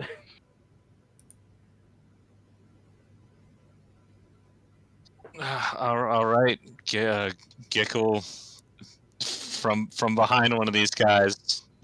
Left or right? Which one's bigger? Let's say the left one. You're left. All right. Left one first then. How dare you have the gall to turn your back on me? And he'll rage and power attack. All right. Kill him. I remind you, there's a thing called non-lethal in case you are being like. Unlucky, you take a -4 to hit when you try to do non-lethal with a lethal weapon. It's only shit like saps. Like nobody does non-lethal because nobody but rogues are proficient with saps. And ninjas. Like that greater invisibility. Yeah, ninjas, because they're basically just rogues. If you were still using a Nodachi, that would have been a crit threat. Gick, was that a non-lethal or was that lethal? Because it's unlabeled. It's lethal. Okay, well that hits. That's yeah, big hit. I think if you work with Sarah and Ray, you can take a trait called Blade of Mercy, which lets you do non-lethal with the flat of a scimitar at no penalty, but that's it. All right, Gick. How would you like to describe murdering him? Oh shit. Okay, he was not a tough guy. He had less than that many hit points that you just did. You dealt 21 damage, boy. Yeah, no, I was not expecting these guys to go down in one hit. That was all. Wait, is he outright dead or is he just unconscious? You did a heal check, but either way, he's going down on the ground. Yeah, no, Gick will just bring the greatsword across the guy's back. Just a nice clean slash diagonal across the back. Just sort of kind of like dragging the guy down to his knees as he cuts into him. Yeah. The beauty of this is all the enemies you're making in the first session. Heck yes. He's probably just unconscious, because he's unlikely he got all the way to negative probably 12 or 14 looking at his thickness. So he's probably just unconscious. Probably. Yeah, consider that half orcs have ferocity. That's a good point. He might even be Right. I don't have ferocity because I traded it. Because they're all half orcs. You know what else they have? Yeah, Racial features. Yes, it's true. He may have traded out of ferocity, but the fact that you hit him with the back and then he fell on the ground, not a great sign. Well, I mean, at the moment, it's a fantastic sign because now he's not fighting you guys. Oh, I thought it was the other guy. Yeah, it was Oh, the guy on the left. sorry. It's all good. Your left, not my left. I just want to say, nice hit. Nice, almost maximum damage to open the battle. Beautiful. Yes. All right.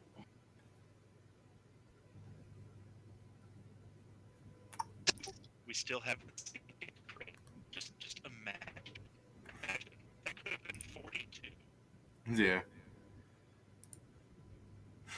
Okay.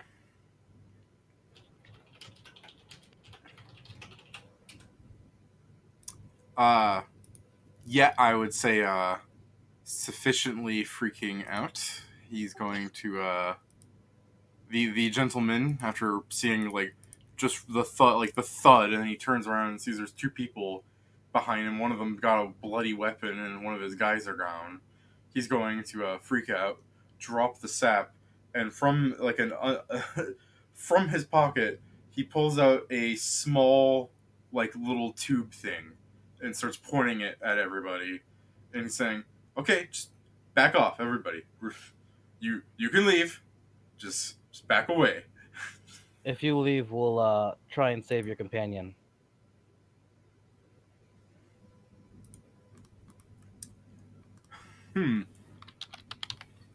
Okay, yeah. Give me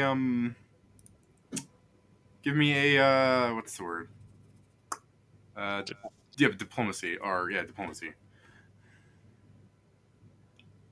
Sure, I'm great at diplomacy. Oh, actually, that wasn't bad this time.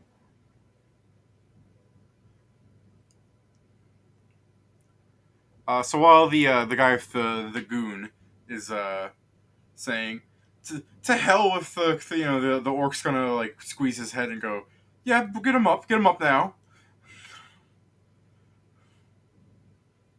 I'm sorry. Did said what? did you just miss what I said, or are you saying I'm sorry in character? No. I couldn't hear what you said.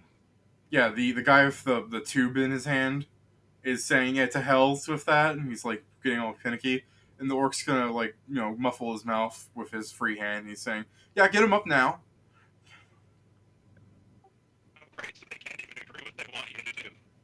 I made my offer. Whose turn is it then? Because he aimed a thing, and then you made an offer, and then he covered his mouth and disagreed with him. Barty, I think? Barty did say the thing. Yeah, I, Barty's, it's Barty's turn, unless Siegfried wants to hit him while they're being distracted. Siegfried? yeah, if it's Barty's turn, it's Barty's turn. It would be your turn before his officially. Sorry, But yeah, no, I was talking out of turn. yeah, It- but it is I'm allowing it because it's not like this is a really intense Oh. fight or anything. Yeah, I mean, Gick'll look at him and say, "If this isn't a mugging, then we have no quarrel." Just Can you even do diplomacy while you're raging? Gick isn't the one diplomacying. Okay, because I'm just... Sorry.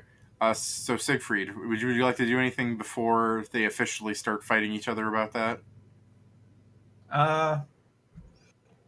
Well, I'm going to be looking at this individual.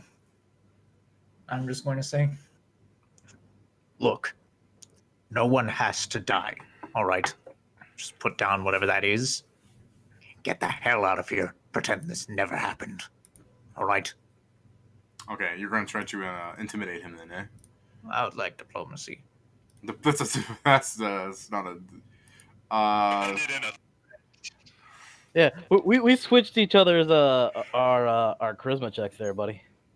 Damn. It's like, well, just get out of here. Pretend this never happened, all right?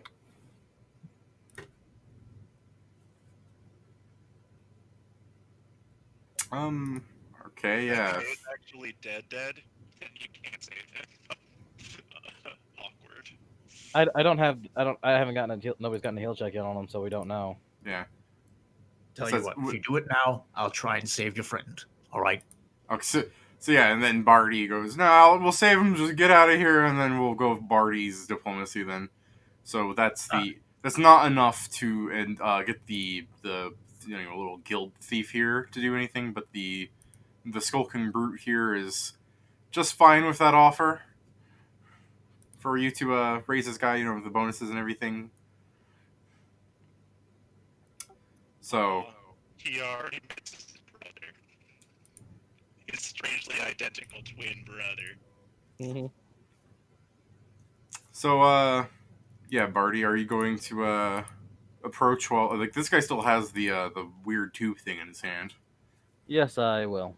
All right. I mean, the other orc, and without his muscle, I'm certain he'll leave. So let's do a heal check here. I will pull out my healer's kit too for that delicious +2. All right. Buy a healer's kit. Huh. He's not dead, but he's like. Oh, I was trying to stabilize him. Yeah. Okay, you stabilize him. He's not dead. He's like 7 turns from dying though. So have I stabilized him? He's no longer losing hit points. Yeah, he's no longer losing hit points. All right, so I stitch up his this wound on his back. I check to make sure he's breathing. I'm like, all right, he's no longer in danger of dying. He'll need a few days rest. Right. I suggest you get him out of here. His brutes have 19 hit points. They traded away ferocity because they're city orcs. No problem. I traded away because I'm a desert orc, but Yeah. also because I'm an orc mystic. They look while heal checking him. You see, there's a tattoo on his forearm that has a heart with mom inside. So. Aw. So they're not that really ferocious people. He's using them because they look dangerous. And I look at his brother and I'm like, and make sure you tell your mother hello. All right? Make sure she knows that you love her. Because you never know when doing this type of business might put you up against somebody more dangerous than you are. All right.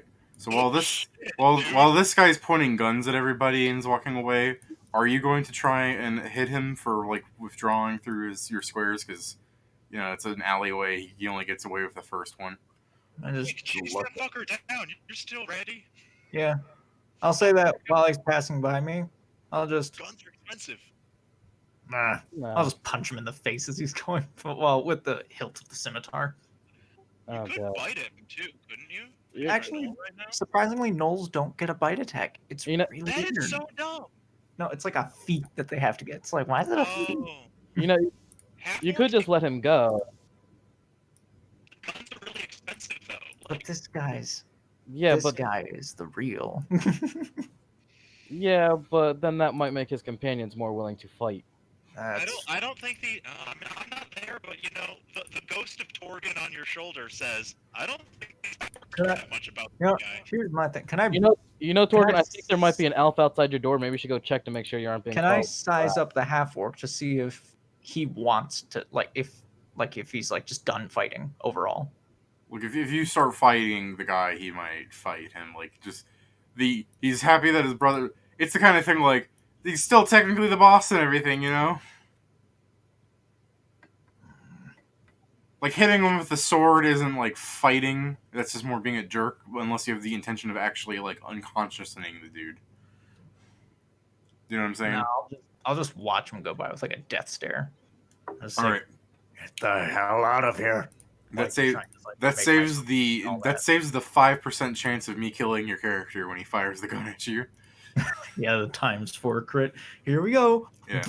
So he once he gets like enough distance as he's pointing the tube at you, he turns around and starts hightailing it. I'm like, why don't you get your brother here and find some honest work to do? 2 strong lads like yourself, I'm certain you can find people that are willing to hire you for something that isn't as dangerous. Yeah. And he kind of scowls at you, goes, "This is honest work. We have licenses and everything." As he's dragging his brother away. I go, That's idiotic. wait, let me see your license real quick. All right, let me roll an intelligence check real fast. Meanwhile, I'll just let out an Where's exhale his and sense just motive? shrink back to Dude, normal you're fucked, dude. ASMR. They actually have sense motive. Okay, let's see. Got a bluff to go with that? I'm not bluffing. I legitimately want to see his license. Yeah, but you're gonna take it, is what I'm thinking. Oh no, I actually just Oh, legitimately want you to see it. just. Alright, so since you're just curious then. You're not gonna take it. Like, he doesn't think you're gonna take it, so he shows you Damn the it, license. Take it off his unconscious brother. Damn it, damn it, damn it. Can I use Profession Barrister to see if this is a legit thing? Oh, yeah, you can, I'll let you use Profession Barrister right now, to check on the Thieves Guild. Well, I mean to check this frickin' license. Oh, yeah, sure. Right. So in addition, I can tell you things about the Thieves Guild with that, since you have a legal profession here. Sure. So, the Thieves Guild, as it is known by the public, is an officially recognized guild under the decree of Lord Reclos, with the understanding that the guild be held accountable for the actions of its members, which would cause less severe crimes from occurring. While the newest thieves of the guild may have been insincere in its promise, they soon found that Lord Reclos was more than capable of holding his threats true. As such, unlicensed theft remains illegal, under both city and guild law. Perpetrators consider themselves lucky if the City Watch catches them, as they would suffer far more cruel punishment dealt out by the Thieves Guild itself. Their licenses are legal. Guards are still allowed to arrest them. That's part of the whole. It's just a weird legalized cat and mouse game now. And we're allowed to legally fight back against them. You're allowed to legally fight back, but doing lethal damage to them gets them about the same kind of wants to, do the same to you, if you know what I'm saying. They were fighting you with saps and stuff. If you Alright. killed one of them and you kept being a nuisance, they might hire an assassin on you. So it's unlikely that our actions here will warrant further action from them. Yeah, like that guy only pulled out the gun once he saw one of the guys drop from the sword. Otherwise, he was just gonna beat you with a club. Gotcha. All right. That being said, you still did nothing wrong. You were guarding yourselves as private citizens. No, I mean, like, if the guy is the guy on the ground still unconscious? Yeah, Yeah. that's even that. But even if you killed him, you're technically protecting yourselves. Oh, no. I mean, just Gickle turn to the other one and be like, well, I didn't expect you guys to go down so fast. I apologize, but be more careful about who you choose to mug from now on. Yeah, the orc's dragging his brother away, like, down the alleyway. He's like, Wait. that's a sword. Wait. Stop carrying your brother off for a second. God damn it. I'll walk over. I'll reach down. I'll grab the injured orc's hand and I'll cast Cure Light Wounds. Oh, aren't you a nice guy? Oh wow, burning a spell slot instead of channels. Shit, look at you. I have actually, yeah, I do have a bunch of channels. I'll use this anyways. It's fine. 8 hit points. I think that brings it to +1. Yeah. Oh wait, no, he was 7 turns. So Yeah, it's. mine. It- He's good. He's good. So, you get up and he goes, suppose I can't. I mean, and then they're talking like Get the hell out of here. after Go. an initial argument amongst each other, as they're just like, you stabbed me, and it's like, well, we were trying to mug him, Billy. The two Thieves Guild members, Billy and Benny, tip their hats to you. Get the hell out of here. If you're ever in the mountainside district, feel free to hit me up for an ale or two. But don't actually hit him. Yeah. You saw what happened. Of course, obviously, you know what happens if you hit me. Yeah. All right. Let's get out of here and head continue on our way to finding Mr. Torbrin. I will point out there are illegal thieves, and there are things that are like the black markets where like really shady shit happens. The Thieves Guild is just like a family-friendly guild in that sense. For example, consider how they were treating you. He's going, this is a mugging, sir, with a smile on his face, Yeah. I mean, obviously, we reacted violently. No, I mean, it's all fine. You people probably one of the first times you got mugged. The city's huge, and you just happened to come across on their patrol, you know what I mean? All right, cool. I say we get the hell out of here. I'm already done with this place. Oh, Yeah. they're human raised. They get skilled instead of ferocity. Yeah. Yeah, okay. And it works great for them because they got good sense motive, stealth, intimidate. Their intimidate's +7. It's great. Man, Pretty if good. we, if we That is actually really. if we were in the Hoarfrost Expanse, we would just knock them the hell out and cut their arms off and call it a day. Yeah.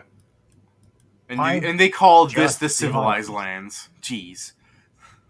Wait, why just the arms? Arma. Oh. That's still my question still stands. So They I'm are just thieves, I'm not just murderers. surprised. I'm just surprised those men were willing to brandish a weapon without putting their lives on the line. yeah, they're Yeah, really dumb, aren't they? they're just they don't. They're idiots. So yeah, you ride back to the Serenray Temple, having probably spent the better part of a day just looping around the city. And I will stay outside so that way I can avoid embarrassment. Okay. So Gick and Siegfried enter the temple this time. Hello, we're looking for a Torgan.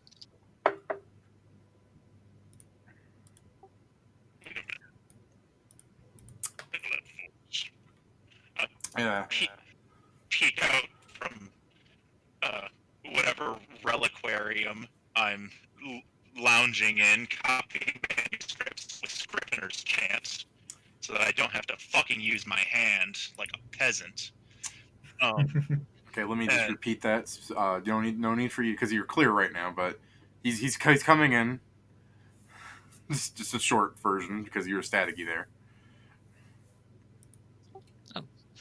Go on, Torgan. Oh god. All right. Sorry. Turn my head and cough, and the force of coughing pressed caps lock. Um, my bad. But yeah, so Torgan peeks his head out upon hearing that particularly familiar voice, and also a smell, a rather familiar. Because I got within 30 feet of Gick, so I know what Gick smells like. And according to the rules for scent, a creature with scent can recognize scents as easily as a creature with sight recognizes anything it has seen. So I'm like, I know that smell. I know that voice. And I let my quill fall because I stopped chanting. And I peek my head out of the library or reliquarium, I suppose, because it's smaller.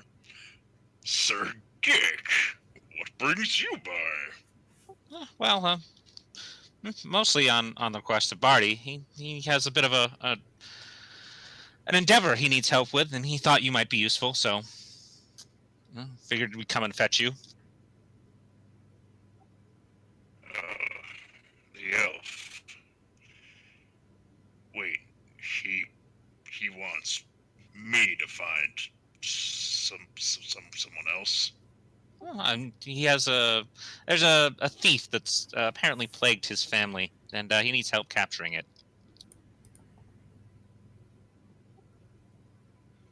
I don't suppose he has anything the man has ever touched, or. Well, I don't know. I mean, he's outside if you want to come out and talk to him. He is offering money if he gets this back. He is part of a noble family, and he's not lying, as far as I can tell. Also, it would just be a nice thing to do for a friend who helped you out. Yeah, sure, that too. Cleric of Ceremony. I don't know if I'd call him a wait, right. I look down at my vestments to make sure that they're currently looking like Saren Ray, and they don't have a big ass crocodile on them. They don't. God, I love sleeves of many garments. 200 gold, a full wardrobe of whatever I want. Illusory, of course. Nice. But how does he know that I'm good at sniffing people out? What's he know about me? I don't know. We all seem to work relatively well together in the fight against that little ice creature. I figure he simply just thought you could help out. I don't know. I figure I'm more than enough to deal with any thief. I'm sure you are, Sir Geek. I don't doubt your capabilities for 1 second. I doubt the elf's intent, severely. He says, tugging at his left gauntlet. He seems like an honest fellow. Certainly no Cosmo. Oh, fuck. Please don't get me. I had to explain to the abbot for like 2 minutes until I said Cosmo, and then he just sort of waved me off.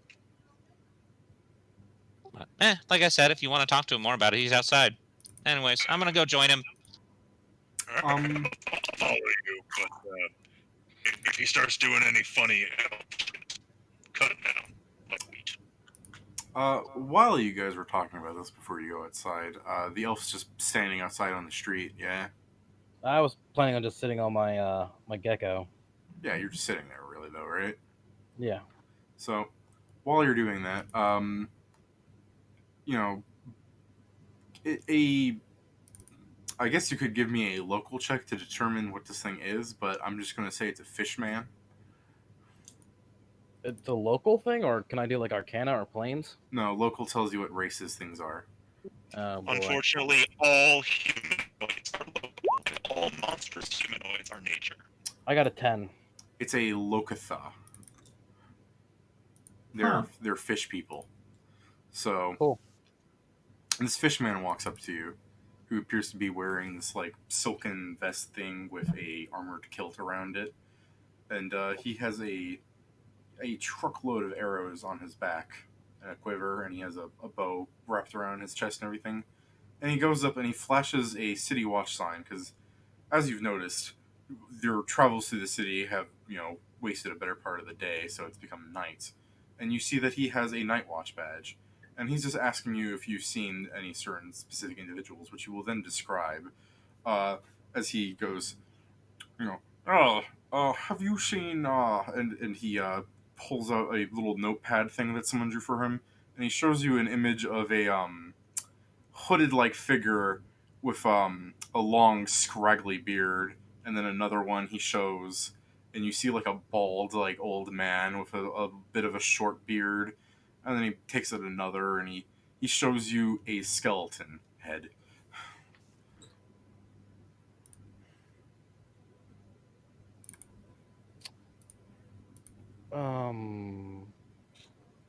There. Well, the skeleton head maybe. In a bar near the offices area, there was a guy screaming about becoming a necromancer.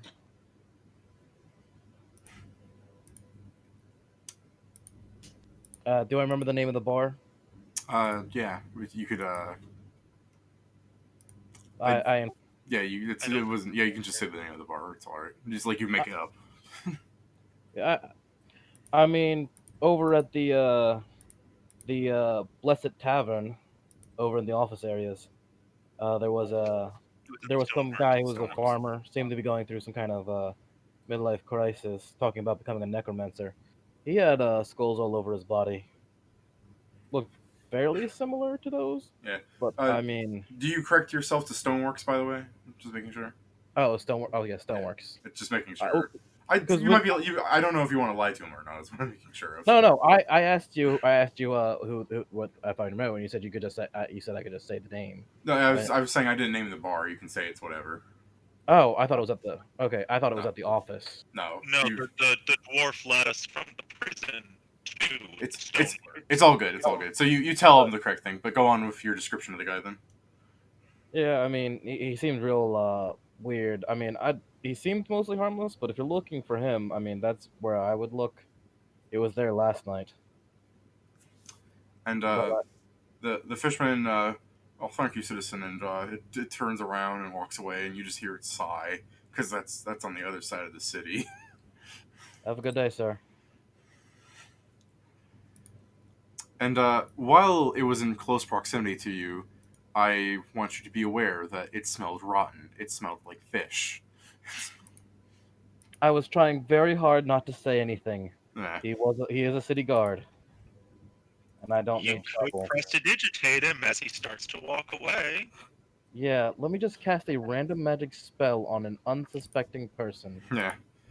What could happen? Good things, probably. I mean, you got a point. Doesn't prestidigitation last for like an hour?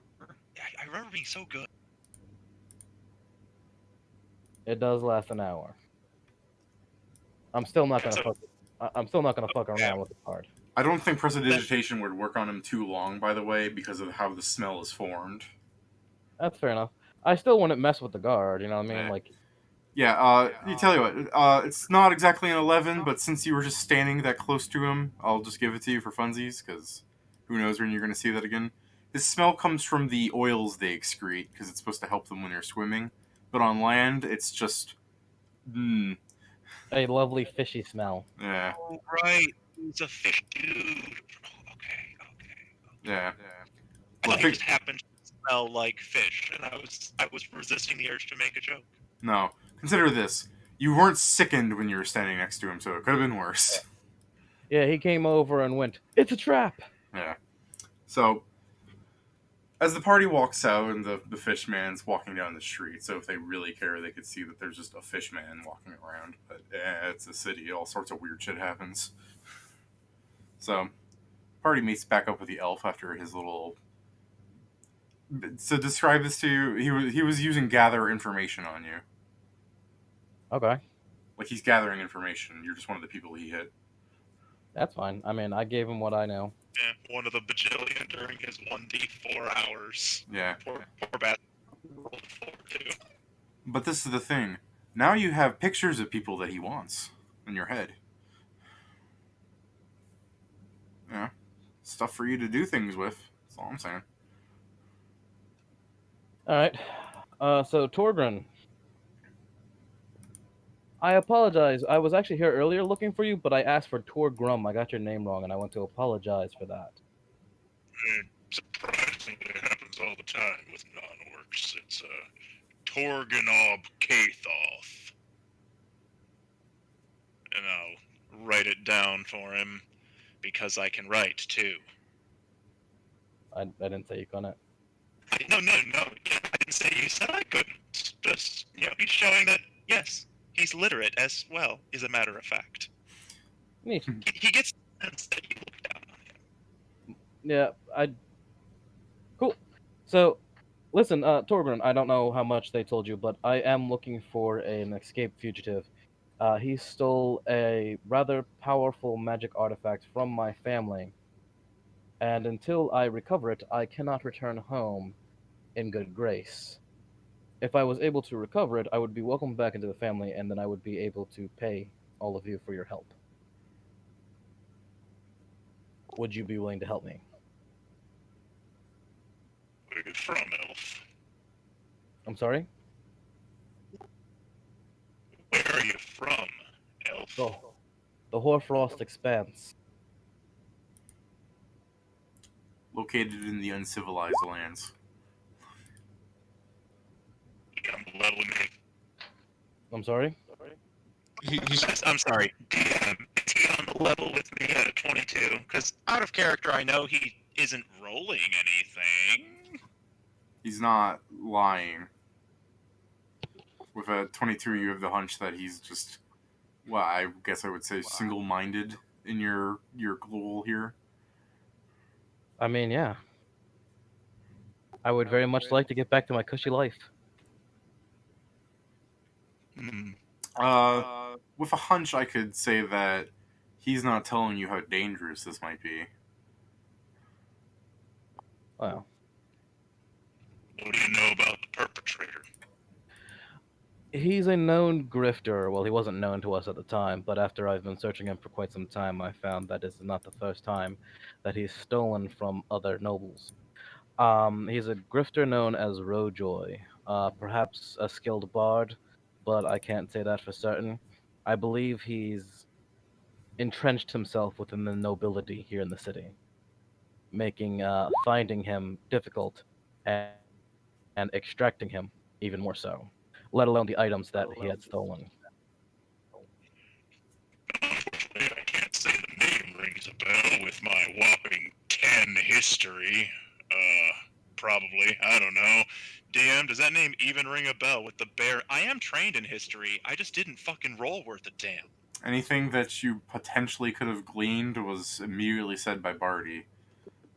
All right, cool, great. I should have just taken 10 on that one. The item that he stole is known as the Tears of Baba Yaga, said to be tears from Baba Yaga made into earrings. No one is really quite sure of their powers because nobody in my family or in my clan was willing to put them on for fear that the raw power of them would rip them apart. Huh. The raw power of earrings. Well, That's a. they're said to be the tears, crystallized tears of Baba Yaga. You do know who that is, do you not? What check would that be? Out of character, I know who Baba Yaga is, but in character, Oh. I mean, I can't tell you that's the DM's call. oh yeah. So what check would that be? I'm checking what Baba Yaga falls under because she's local, but she's also history, and because she's a outsider, she's also planar. So different things tell you different things. And if she's worshipped, I don't know if she's worshipable or not. If she's not a deity, then religion won't matter. But She's not a deity, but I believe his tribe worships her. But that doesn't that just it would be the equivalent of like people worship. You know, like I said, this city has false gods being worshipped. You know, things that people. Yeah. You know. My clan. Roll my- planes Go check. ahead and just take 10 this time. I'm gonna take 10 for 16 history after I guide myself, and I guide myself all the time with reckless abandon. I don't care that you guys see that I guide myself. Okay. 16 tells you that Baba Yaga is an ancient being from another dimension and plane, and she's so powerful that she could open up a portal into this world and influence it. She's immensely powerful. She favored the uncivilized lands of the north, so you know while she did things, and uh, I'm trying to filter things on the 16 well enough. You know what I mean? Of course, I get it. It would be equivalent to you know that she's an outsider of this reality. What she came from, who knows? And just that she was a very powerful, crone-like creature that had access to magic and artifacts, and Something like a hag or an archwitch of some sort. yeah, really, you just know that she's like a human crone. Jorgen nods with a vague understanding. Yeah, My people believe that they are descendants of her. I am less certain of that. I will roll planes and add guidance. I do not know more. Aww. Huh. just Yeah. you know that Another- she seemingly came from not just another plane, but another dimension. This Baba Yaga. Okay, that makes more sense. Now it's coming back to me. Okay. Interesting detail. Huh. Shot in the dark. Do you have anything that your quarry has ever handled? I suppose what I can Yeah. tell you with your history is, as far as you're concerned, whatever information I could tell you and everything, the fact that she existed in the uncivilized lands of the far north across the ocean and everything, as she could just be a made-up story. You know what I mean? Something people told her around the campfire that got out of True. hand. Or as far as Torgen is concerned, she could be a regional deity, much like his own. Yeah. But religion didn't really tell him anything, so she's either really obscure or she's not a true deity, which, like the infernal dukes and shit aren't truly deities. Right. Anyway, but I'm afraid I do not have anything of his. He was very thorough in his methods. Well, if he's ingratiated into the nobility, then maybe he'd show up at the house or sometime. You might have to repeat that, mate. Oh, I said, if he's ingratiated to the nobility, then he must make public appearances from time to time. we can probably get his scent later. Yes. In the meantime, we should be finding ways to make money, and putting ourselves in the good graces of society. A guard just came by a moment ago to request if I knew information about 3 people they're looking for, which most of them didn't really look like people. But if we were to find these people and bring them perhaps to justice, and I mean, non-lethally, I say, eyeing Gick, perhaps we could start integrating ourselves into the higher society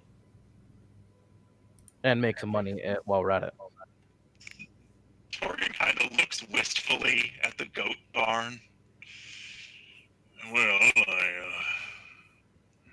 I suppose I could certainly have use for coin like any other fella. Not exactly keen on sniffing out another runaway, but this one is a criminal, just a rich, spoiled criminal. Yes, he is most definitely guilty of the crime that he's been accused of. As long as I'm not sniffing out somebody who ain't done no harm. All right, I can deal with that. As for the 3 that the low-cath officer asked me about, I'm afraid I can't tell you for certain on that one. All I know is what they look like, and that he was as a guardsman he was looking for them. Should we chase the Locath down real quick to get a little more information? And are we certain he said we couldn't kill them? No, he didn't. I just assumed that they'd want to bring them to justice as opposed to just killing them. Well, perhaps instead of chasing down a single guard, who I'm sure I could sniff out for you, but I mean, you definitely could sniff him out. that aside, it might be better to seek him out with the purpose of asking if we can speak to the constabulary. Hey, DM, has the guard actually gotten that far away yet? He's a low calf. Their walk speed is normally 10 feet. You see him moving at an impressive 25 feet. So, no, he's still on the street. He's right there. We don't have to chase him down. We could just. Oh, that's what that smell is. I thought one of you somehow was able to afford fresh fish around here. God, that smells delicious. I am kind of concerned for I'm kind of concerned for the guard. I mean, Not really thank trying to God eat him, thank God he's a speck in the distance and can't hear this. Yeah. You're not planning on eating him, are you? I mean, no, I would never eat a living sentient creature. That's absurd. That's nonsense. That's drow shit. I just had to ask because our friend over here, and I gestured to Siegfried, did turn into a gnoll just earlier today. Oh, Yeah, I'm related to or someone way back when, did it with an angel or something. So now I can transform into random humanoids every now and again. It's pretty interesting. huh. That why you both smell funny? I mean, No, you just aren't funny. no, I don't smell funny. And he'll sniff his armpit for a second. At least I don't. That's not what I mean. Oh, I think okay. You smell too nice to be alive. You smell too nice. I Too think nice. I think our half orc has a better sense of smell than we do. Is what he's trying to say. Oh, okay. Well, I wear cologne, so. I can tell. It's not cheap, but It is. It's just a nice buyer. I just got it from a nice buyer. Or a nice seller. I was about to say it's not cheap. It's not great either. You could make better if you were a trained alchemist.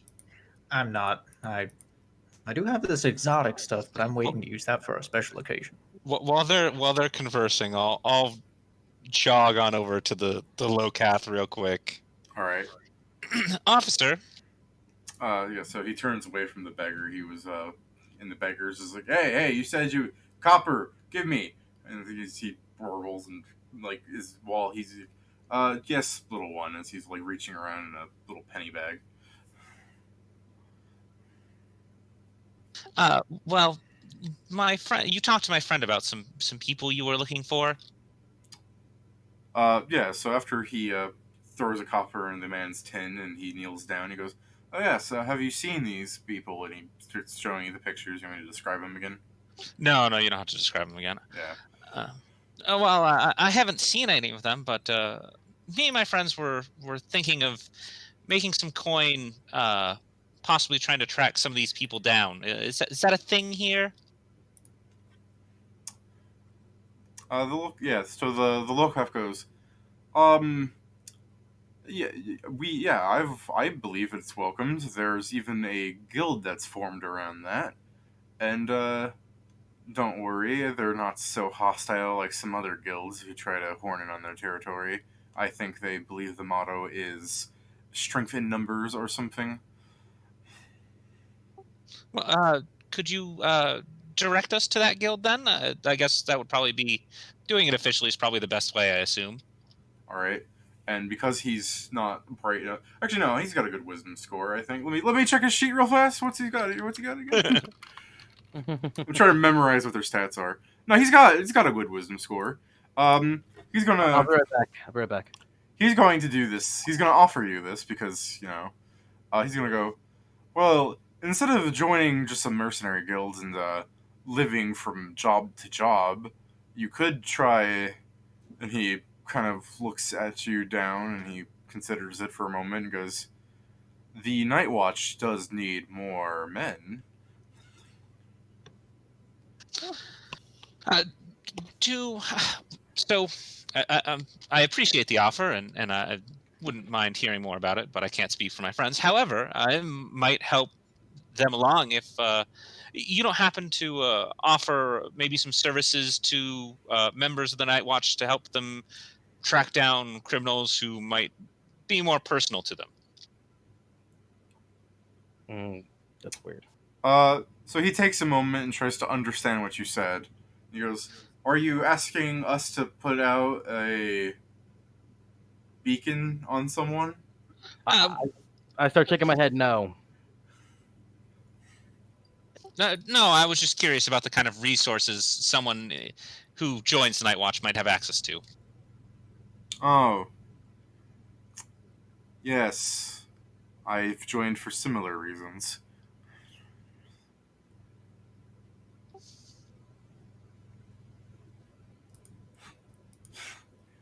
Look, man, Well. he's a fish. But yeah, no. Well, if unless everyone's already over by me, I mean, I assumed he I'll- did this while they were talking, so if afterwards, if they wanted to come up to you and everything. But yeah, if everyone's not over yet, then I'll gesture them over and holler, friends. Yes. Oh, Yeah. he's calling us over. Let's go. I assume you two will meet them halfway because the beggar's going, "Hey, if you're gonna take up my spot, keep putting coins in the tin there, buddy." Gecko go. Oh, sorry. Yes, we'll move. All right. And he'll toss a copper in. Yeah. The beggar looks at you and goes, "Ah, cheers." I'll purify that cooked steak from yesterday. You just And I'll carried it pop- around. Yeah, I didn't actually end up eating it yet. I was saving it as essentially a meat ration. But yeah, I'll purify yesterday's steak, and I'll actually look at the witch. You're a wizardy type. Do you know that spell that cleans things and cooks things and flavors things, and it's pretty common, basic one that they use for practice. I just cast it. Oh, wonderful! Now the steak is hot. Thank you. I give the beggar a hot, fucking fresh steak and walk away. Yeah. The beggar will go, "Hola. What kind of meat is this?" I will tell him exactly what kind of meat it is, assuming I've ever smelled it before in my life. So long as you didn't say a sentient creature's name, he's gonna go, fair enough. He's just making sure you didn't give him like a delicious leg of Jimmy. So No, you told me steak, so I can only assume beef. No, but no, it's fine. It's the fact you could answer him. It's just how often does a person in the middle of the night give a beggar a hot slab of meat? no, Jake. I mean, it fair. depends. It depends on how much the beggar's charging. I Yeah. am dressed as a priest of Saren Ray. I look pretty damn trustworthy. All right. I mean, you're dressed as a priest. How young does the beggar look? Yeah, so But Gecko, this is that officer you spoke to earlier. Sorry, I haven't gotten your name. I'm Gick. the officer goes, "My name is," and then it sounds of something a bit like, Murloc. but since I have found that humans cannot reciprocate that noise, and Dyson says that I smell of that awful stench, people call me sashimi.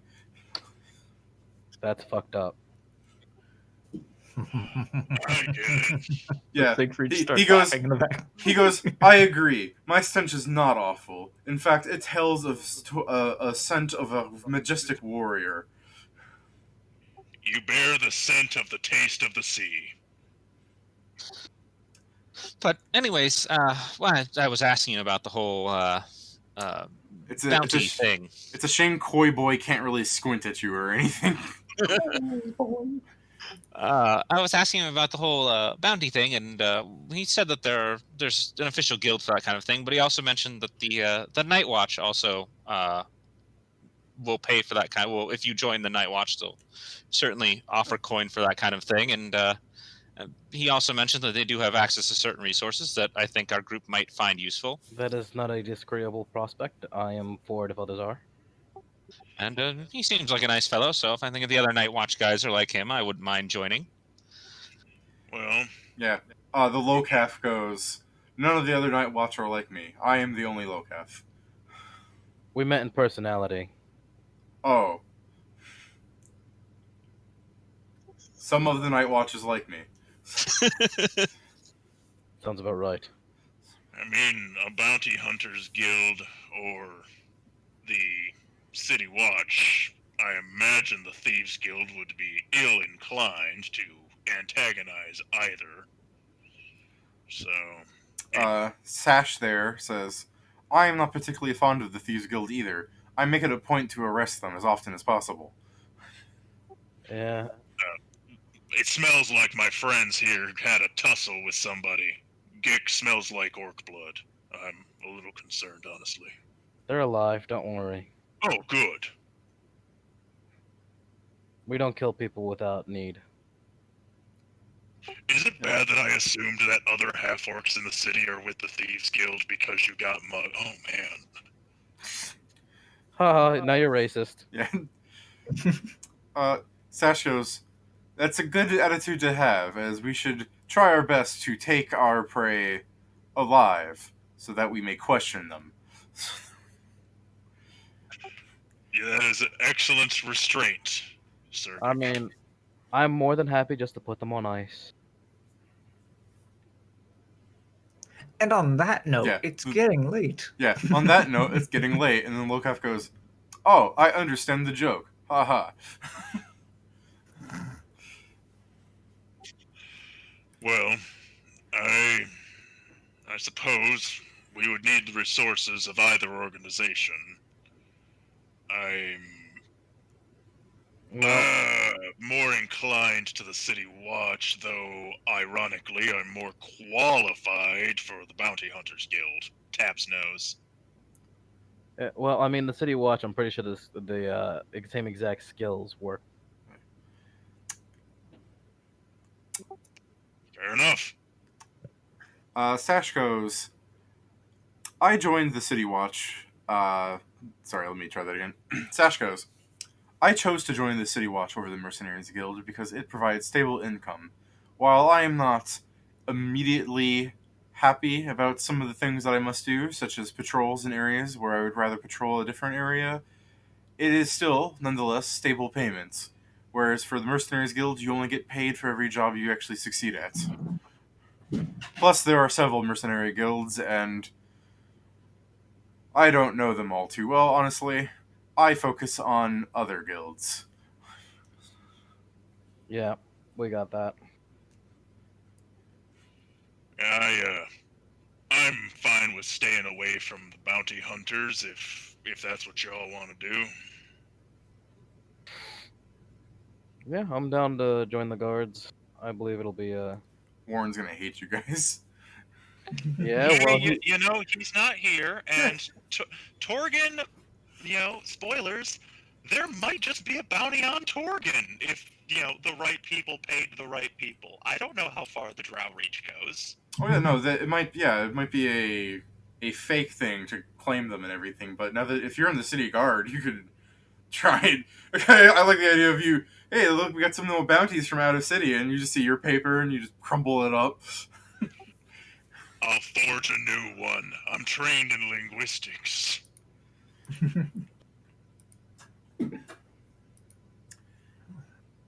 Well, I think my order would be very angry if I didn't sign myself onto the guards. If I had to make the choice, that is. And Sashir is going. I'm much joyed that you're selecting the guards.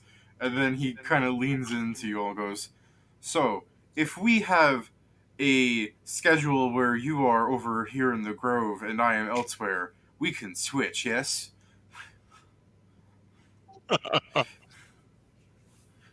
Sure. If necessary. well, I mean, we'll be low men on the totem pole. I don't think we'll have a choice if you request it. He goes, I've only joined the guard several months ago, and I am rank, and he pulls out his badge, and he goes, it's got another symbol next to private, so the one above that, and he doesn't understand how the system works. Yes, Private but for that, class? Sorry, did you say Torgan? I said, is that private first class? Yeah. I go, there you go. You outrank us. That's all that matters.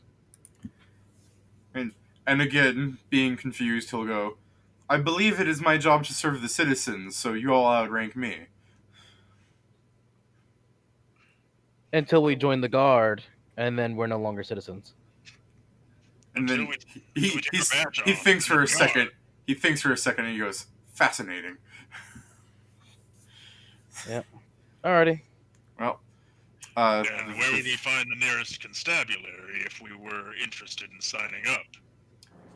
he goes, there are several stations, though I do not believe I have the rank to let you join. I Oh, yeah, believe but we if you- sh- Oh, sorry, what did you say? No, go ahead. Sorry. So the Lowcalf goes, I believe we could just go to the main building and ask the captain. Seems All sensible enough. Yeah, Start at seems the like a source. pretty simple system. So, let's on the way there. Do you guys want to say anything? Because I'm getting ready to table it now. No, I'm good with tabling it.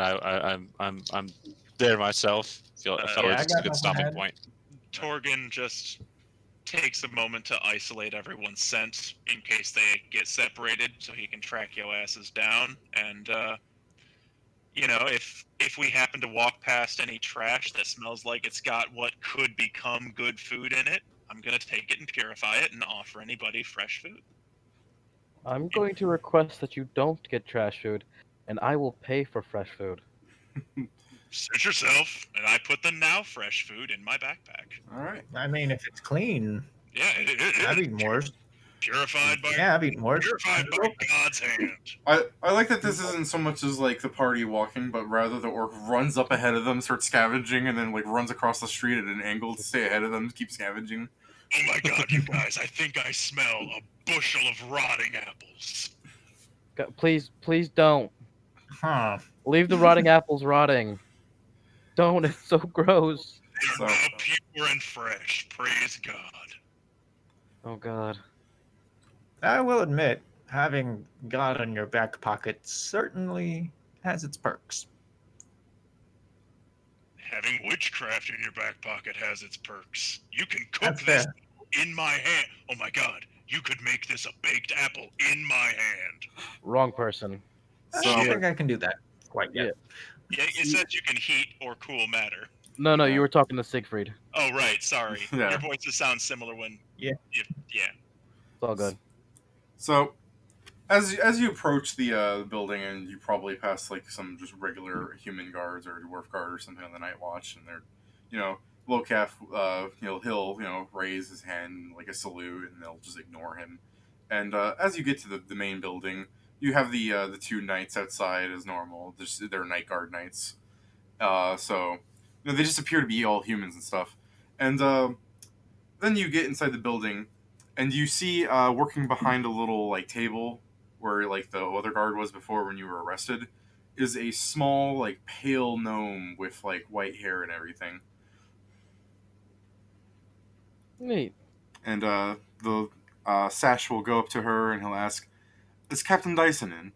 And she'll, yeah, he's over there, and I'll go get him. And shortly thereafter, as the Locaf's talking about, goes, "He's an honorable man. I once saw him rescue 8 burning kittens from a werewolf." And yeah, Impressive. yeah, and, Truly a Never mind. I should just be taking 10. God damn. yeah, Burning The kitchen. algorithm hates me. yeah, man. No, it happens. There are some people that are way unluckier than you. You know who truly I'm. You know a who I'm role talking model about, for viewer at home. Wink. truly a role model for our time. Yeah, and Speaking of the role model, yes, we were looking to sign up for the Night Watch. yeah, yes, we're Oh. getting the captain to sign you up with that. Okay. And My bad. we'll table it as the bleachling comes by, and she goes, Captain Dyson's coming out now, and the Locaf stands at firm attention, and so does the bleachling and a few guards, but some of them are just ignoring him doing work. And out comes this kind of dejected, beaten man. While you saw Captain Cosmo in his beautiful parade armor, his armor shining, gleaming, and a firm stance and attitude, you see this man's like armor just kind of has like the frills discolored and down, and his armor's not quite put on right. Like he has the full plate chainmail combo he has is like he put it on himself, so it looks all like scattered rather than someone else put it on for him. You know what I mean? His cloak is tattered. His pants don't go down over his boots, so you see his like work boots go laced up right up above his shin. Then you just see skin where it's like shaved, stubby, and everything, and he's just smoking a cigar, and he just looks depressed. And the Locaf leans in and goes, "That's Captain Dyson." So if you'd like, we can table it there and get you signed up next, Mike. All right. Yeah, that's Sounds fine. Out of curiosity, DM, have you read the Night Watch / Day Watch book series? Yep. Okay, I was getting flashbacks, so I wasn't sure if you actually had or not. So that's why I have a smarmy day watch person and a beaten and dejected night watch guy. Yeah, no, like I said, I was getting flashbacks to the books, and I was like, oh man, I would be really sad if he hadn't read them. The night watch has humans and stuff, but the day watch, like Locaf wanted to be a day watch person, but they do not want the Sash man smelling up everything. All the people that don't look like the bleachling gnome here, gnomes don't want to see that. That reminds them of death and stuff. So all the dejected members of the city watch get thrown into the night watch. And all us half orcs who happen to take keen scent, there's a lot of them wandering around in the daytime too, and he smells so damn good. So it's fun that you're joining the night watch. I didn't know what you guys were planning on doing, because I remember one guy was talking about how we're gonna get the whole party in the Thieves Guild. I'm like, all right. So, Yeah, that was Warren. yeah, but still, it's It's the That idea would that you guys nev- can do yeah. whatever. I like you joining the Night Watch though, because it gives me options to have you guys do things while you try and solve your own problems. I mean, I'm not 100% committed to the Night Watch yet, but I mean, it definitely like narratively, I think it works well Yeah. to join the Night Watch. Well, you all just got mugged for essentially being guildless, so that's got to change. That's true. People can't fuck with you now that you have the law under your belt. No. Being able to flash a Night Watch badge and be like, "Oh, you want to mug us? Well, we want to arrest you. What's it gonna be, buddy?" That's when they get to go. Technically, sir, we have not committed any muggings yet. Ah, I see. I'm sorry. I had you mistaken for someone else. Yeah. That's when they have to stay away from you. Yep. I do like Warren still being like a Thieves Guild member with all you guys. If you guys stay Night Watch, that'd just be great. Because then Warren, he's just your inside man.